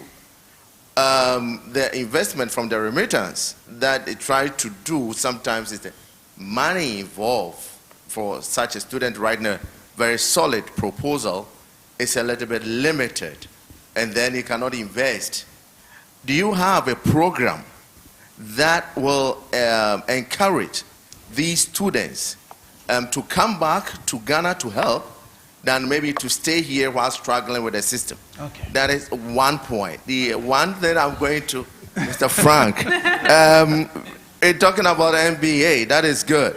And now we have also, like, for example, if the Americans don't succeed much, they come to Europe. And then Europe, they are welcome because the NBA, I mean, basketball is not really common here. Now you're establishing in Ghana, we have also some people here who may be not as successful here. Do you have a program for them if they come back to Africa, for example? Maybe they are not good here, but in Africa or in Ghana, they'll be very good. Do you have a program that can help them to come in and establish in all we are trying to help the African continent and all that Africans find themselves? Okay, thank you. Thank you. Okay. Sorry. There was a lady at the back. So I'll take her, then I'll take Madame Nkente, and then this gentleman. Then we wrap it up, please. Good afternoon. My name is Anna Boache. I'm a Ghanaian and was born and raised in Hamburg, Germany. I'm in the process to set up a beauty tech company. And I was 1 year in Ghana, almost a year. I joined the incubator program with the China European International Business School in Accra. And I visit a lot of investment meetings and events. And we showed them, when I was there and even here, we showed different sectors where you have opportunities to invest in. You will mention real estate, energy, or tourism and all these. But beauty is often not shown. And I just want to ask, like, how can we encourage young women as me who are in the sector to get investment and being empowered to take up this journey to set up their business? Because beauty is a big market. It has like 534 billion market. And even the revenue in Ghana alone is more than 25 million. So my question is, like, what can Ghana especially do to empower these women who are in this industry to see, okay, how can we empower them, how can we invest in them so they can also give back to Ghana? Thank you. Thank you for your question. Mr. Grant will answer that question, but before that, there was a question for Donna and Frank from the gentleman. So Donna? Okay, I keep it very quick. We have 500 people working for GIZ in Ghana. I don't know exactly if there's a targeted project towards individuals without money, but with ideas who would get support back in Ghana. Let me get back to you on that specific one. I guess this is important because my focus and my project focusing on existing companies, also rather the bigger ones. That's why I come. Thank you. Thank you, Frank. Yeah, basketball NBA. Basically, I'm involved in two things. One is called Seed in Senegal, and then the NBA, which is the big animal, right? Seed is basically a project which is non-profit. It's for young talents from all over Africa to kind of combine sports and education. And sport is one vehicle from it. But this is basically from the continent into Seed, and then the idea is through basketball in this case. Be good enough not to play the NBA, but to get a scholarship. And then go to university and wherever you want to go to university in the world, and basically take sport and the discipline through sport as an enabler to go, get the scholarship, get free university in New York and London, wherever, and then, come back as a leader to Africa. So that's a little bit the idea, right? So that's one way. Then what the NBA does is basically three different verticals. The one vertical is called the Basketball Africa League, which is a brand new league, which is in season 2. And in this Basketball Africa League, at least our aspiration is to be the biggest basketball league outside of the US. We're already broadcasting, I believe, in about 250 countries in the world. We are streaming, we are multi-language. And the whole machine of the NBA, which is a huge media machine, is already making it global as today. And so basically the idea, and I don't, please don't quote me on it, but no, it's not bad. I mean, I just don't remember. But it's in the basketball team, usually you have 12 people, right? So in the team, that's playing, and then you have, let's say, 2 foreigners being allowed. You know, they could come from America as well, right? And then you have a certain amount, and I think then you have 1 or 2 which are come from the junior programs, which are below 20. So you have to encourage the youth to already get exposure with the big boys, you know, and then the other one is whatever, 6 from the country that you're playing for, and 3 or so from, you know, a certain part within Africa. So it's kind of, you know, so it kind of gets balanced out in a way that there's an open door for other people to kind of come in, also for the diaspora to kind of come in if they wanted to, you know, and actually make money. You know, and for them, it will be a more and more significant alternative to Europe, by the way. And as much as grown up over here, and you know, and my son and I, we just went to the Euro finals, you know, which were in Berlin. We went to the European Championship in the EuroLeague. I think that the BL, the Basketball Africa League today in year 2 is almost where the European system is after 25 years. Yeah. I mean, talking about dynamics, you know, when it comes about diversity, when it comes to inclusion, involving women, talent, and so forth. I went, maybe the last comment, I went to the Junior NBA Academy in, outside of Dakar. Nutritionist from Spain, physical athletic department from New Jersey, you know, talents from Africa. I was sitting in a high school room with those young kids, you know, learning, academic, but they're also learning, you know, not to fuck around. You know, they're also learning how to deal with money, because one day they were going to make money.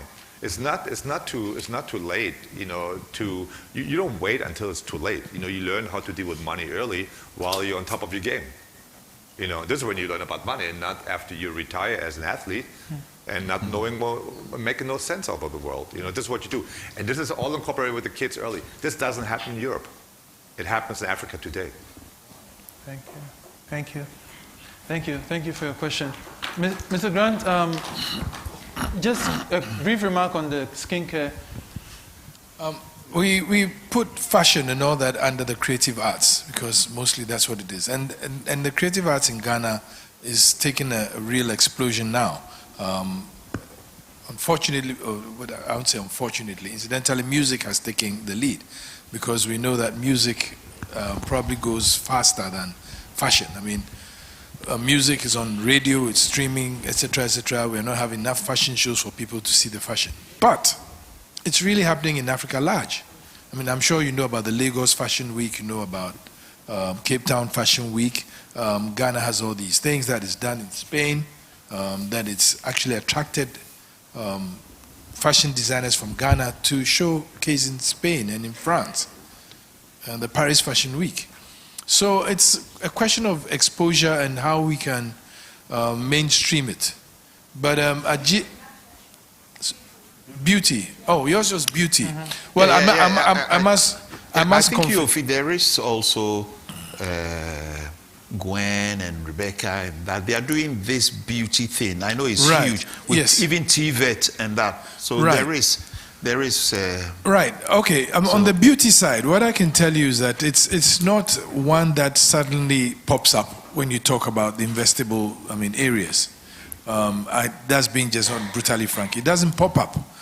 There are quite a number of indigenous beauty schools that have hit the waves and are training people for the market. But it's very focused on the narrow demands of the market, not as an economy that is getting national support. So it's a new emerging area, but it's something that definitely, if it comes on our radar GIPC, we find a way to highlight it. We've done on the fashion and fabrics side, we've done quite a number of very important workshops and seminars that have led to new laws being done to support those creative areas. I would say beauty is part of the creative industry, but a real bit of the creative industry. Everybody wants to look beautiful. Everyone wants to look. What has probably done more for you than we have done for you is social media. So, now that you say it, I think I should go back and see how we can elevate it. But I'm not sure it's one which we would naturally say we have comparative competitiveness. Everywhere has its own beauty trends that needs to do, but we certainly would identify it as an important area enough to send out. All right, thank you. Thank you. Madam, this is your question. Yes. Let's keep it brief so we could close. Okay, thank you so much for giving me the opportunity and the chance to, to speak a bit. Well, it's not a question, I must say. First of all, I'm Sylvana Gerlich, as I said. I've been a representative of Africa since 2008 in Hamburg Senate. Okay. Good. Beside that, I'm a founder of IMIC, means Intercultural Migrant Integration Center. And that's the social work part of me, which we quietly work with GIZ also. Okay. Because we even host a program concerning for the betterment healthcare system in Ghana, and that was 2020 in cooperation with Ghana Health Ministry. Okay. Good. Beside that, I host a program called African Day, and that is every year, and it has been since 2012, and we have African Day Business Forum. And that African Day Business Forum is a platform which is connecting business partners. We have a great network. We deal with investors, and then also it's a guide between Africa and Europe. This very year, we even extend to America to have investors from there to attend our program. Okay. It's always in May, which it's May, okay, differently, but what I want to say here is that I'm so thankful and I'm so glad for the speakers of today. For instance, Alex Frank, and Mr. Gachi. I think you really gave very positive and motivation speech, which I like. I'm so happy for that, because my office is somehow it's like a center of investment platform, which most of the investors, they call us and they would like to find out a bit more about investment in Africa, businesses in Africa, how it's been operated here and there. But of course, I'm not only working with Ghana, I'm working with Africa. So I work with most of the African government institutions. And if I'm to say, and this year, for instance, our program we treated concerning tourism, we treated health, we treated agriculture, and then also energy, which even health. Dr. Nsia came, Asari, he represented. And then also for tourism, Dr. Awal, he came. Okay. I even had the second speaker of Ghana Parliament. He was also here for the program we did. So really, I'm so happy to be here today. I was invited to be here. And that's why you was really trying to catch us. That's okay, it's fine. Yes, and beside that, we are doing so much. We are doing resettlement project. And that is the area which with GIZ, and also as Frank also, Alex spoke a bit, we're trying to get the people back home also to have resettlement in the country.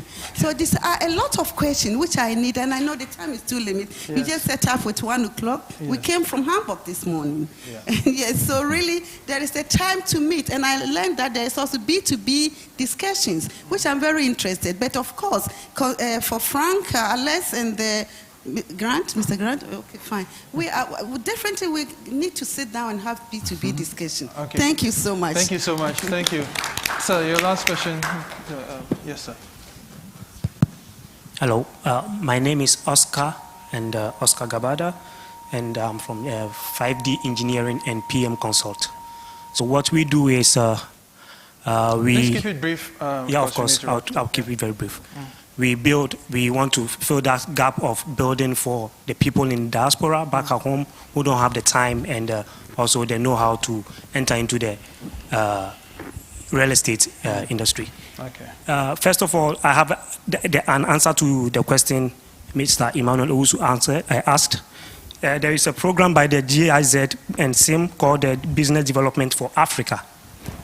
And they are into students who want to go back home, have good ideas, but they don't have the financial backing. Yeah, it's called Business Ideas for Development. Yeah, my question is to Frank Dupuis. As a startup that is getting into the real estate industry, we made mention of trust building and progress control. can you please give me some practical approaches to these problems in terms of how best a new startup entering into the real estate industry can go about it? All right, thank you. Frank? Whoa. It's a very wide question, I would say, because just the real estate industry alone is huge. I mean, what I can just tell you from my experience is, be really, really good at something, and be clear for what you're standing for, what you're really good at. For me, I mean, I started with this much money, right? And my only thing that I had is I was, good at a little bit of something in a place called Berlin, Germany. That was it. This is how I got started. I was good in Berlin, and I was good in investment and asset management of real estate. That's all. And that was my value proposition. Then I had to kind of go out, and by going out is really just simply, again, it's a cultural interaction. You have to click with your people, and they have to kind of feel that you're a trustworthy, in your case, guy or girl. You have to be trustworthy because you don't have a track record yet, right? And the thing is, in real estate, it's always about it's about local knowledge. So you have to be good at something, So if you didn't make experience in development, you might not be good at it. And if you only have, if your core expertise is cantonment, and you know every property and every owner in cantonment, and you can bring properties, and you really haven't a clue, and you really can add value to whoever you're trying to attract. You have to add value. You have to be clean.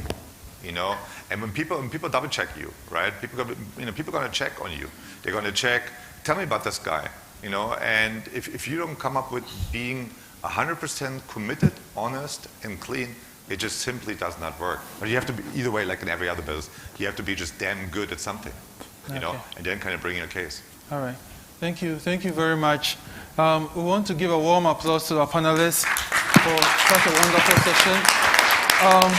We'll invite Mr. Grant to give his closing remarks and to give some points on what GIPC is doing concerning diaspora investment.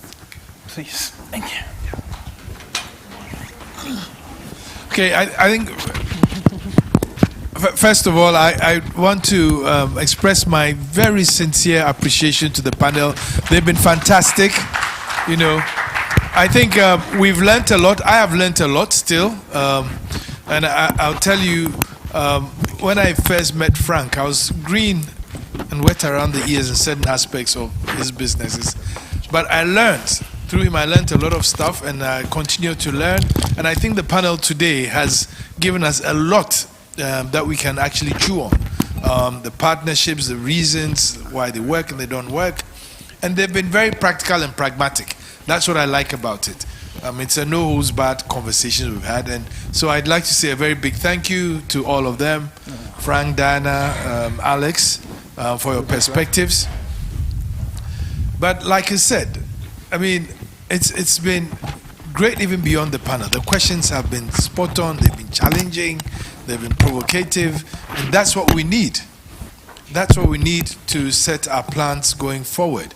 That we have a no-holds-barred conversation about how we can help people onboard their businesses and their investments. I'd also really like to thank GIZ for supporting GIPC and for supporting us get here. We do a lot with GIZ, like I said, and they are actually in our offices almost every day because the engagements never stop. I'm told that the Ghanaians in Berlin are the third largest African constituency in Berlin. And so, I think that, yes, we have a natural cause to them, but we work beyond Ghanaians. We work with the African opportunity. By 2050, the African population of 1.4 billion would have grown to 2.6 billion people. It will be 1/4 of the world's population. It will be bigger than India, it will be bigger than China, and possibly with a combined GDP of 7 trillion, if not more. The fact that there's an Africa Continental Free Trade Area, the largest tariff-free market since the WTO, then just says that the value proposition that needs to be put together for doing business in Africa, especially in the manufacturing space or value addition in services or whatever it is very compelling. And I have tried to impress upon a lot of European manufacturers that you have a great opportunity manufacturing in Africa.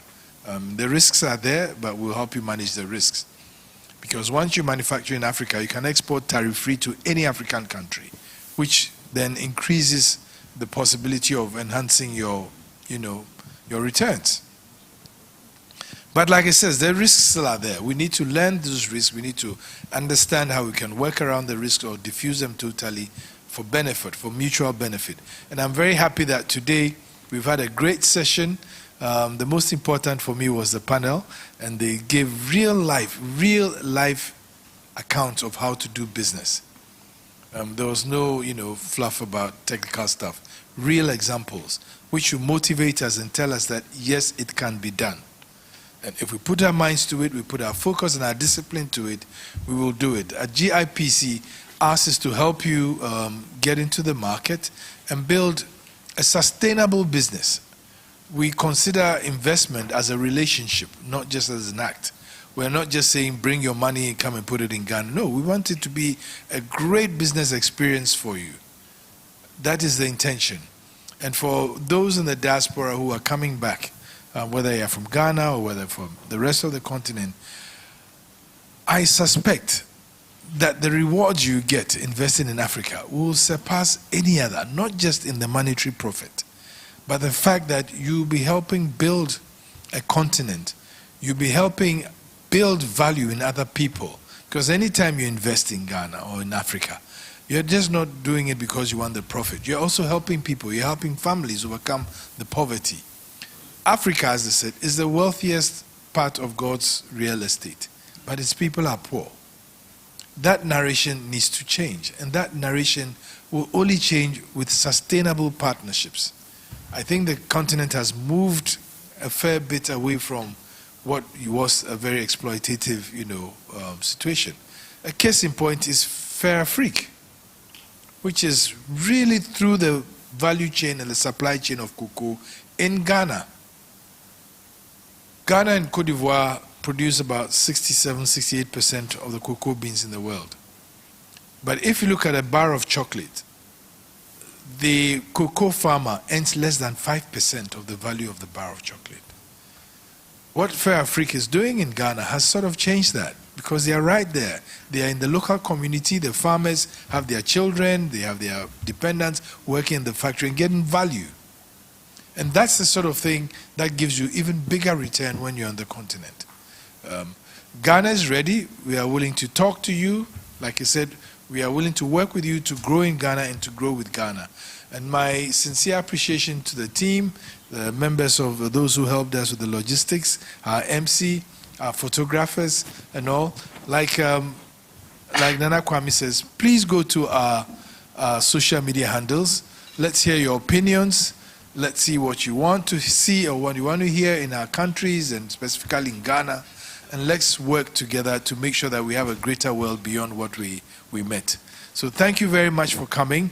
I think we have lunch. Yes, please, we have lunch. Usually in Ghana, when we say lunch, it's totally different from here. In Ghana, when it's lunch, it's a 2-hour break because our food is very heavy. It takes time. But over here, lunch is brisk and efficient. So we hope you have a wonderful lunch. We are all here. Let's engage. And then I think we are doing a photo group picture. Yes, please. For the panelists, we'll have a group picture here. Thank you very much. So the rest of us can go for lunch. It's still open for interaction. Get to know somebody. Connect with somebody. We are really grateful to you for coming. Thank you so much.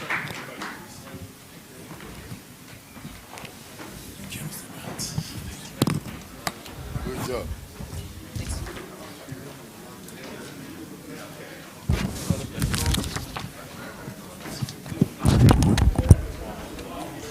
Thank you, sir.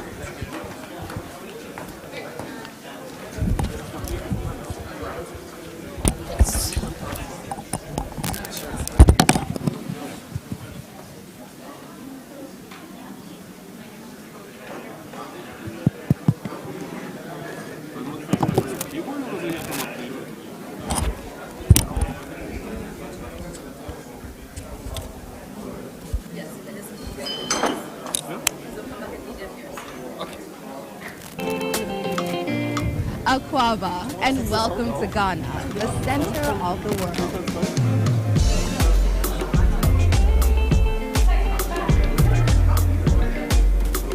Welcome to the center of rich cultural experiences and a hotbed of heritage.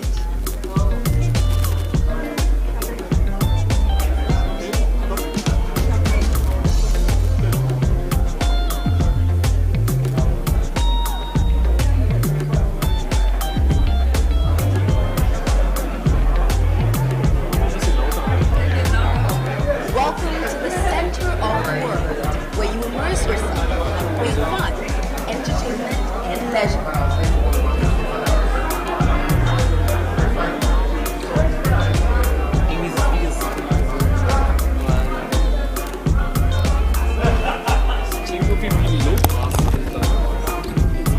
Ja, aber es war vorhin halt nicht so leise. Ich musste nie so laut machen. Sustainable ecotourism, where nature is still pure. Rediscover yourself with breathtaking nature trips throughout mountains, valleys, and lakes. Akwaba, to the center of adventure. Endless thrilling and breathtaking adventure awaits you.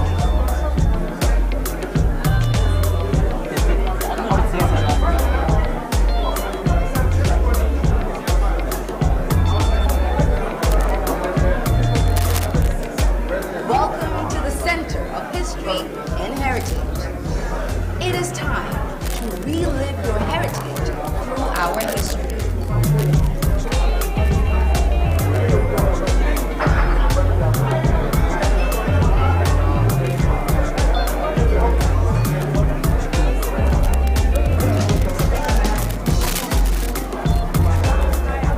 So come and experience the culture and the rhythm at the center of the world. Ghana. Destination Ghana is open and ready to help you discover yourself. Visit Ghana now.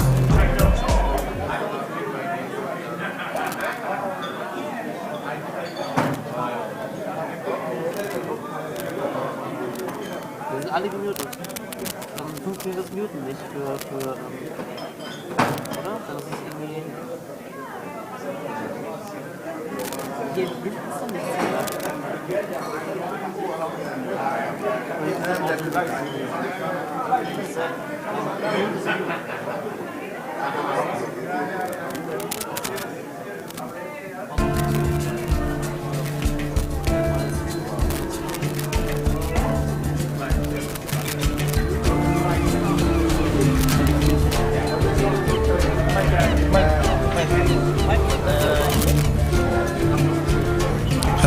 Hello. So in your packs, there are bars of chocolates, Ghana chocolates for you to taste, for you to enjoy. Kindly enjoy the chocolates in our packs. Thanks.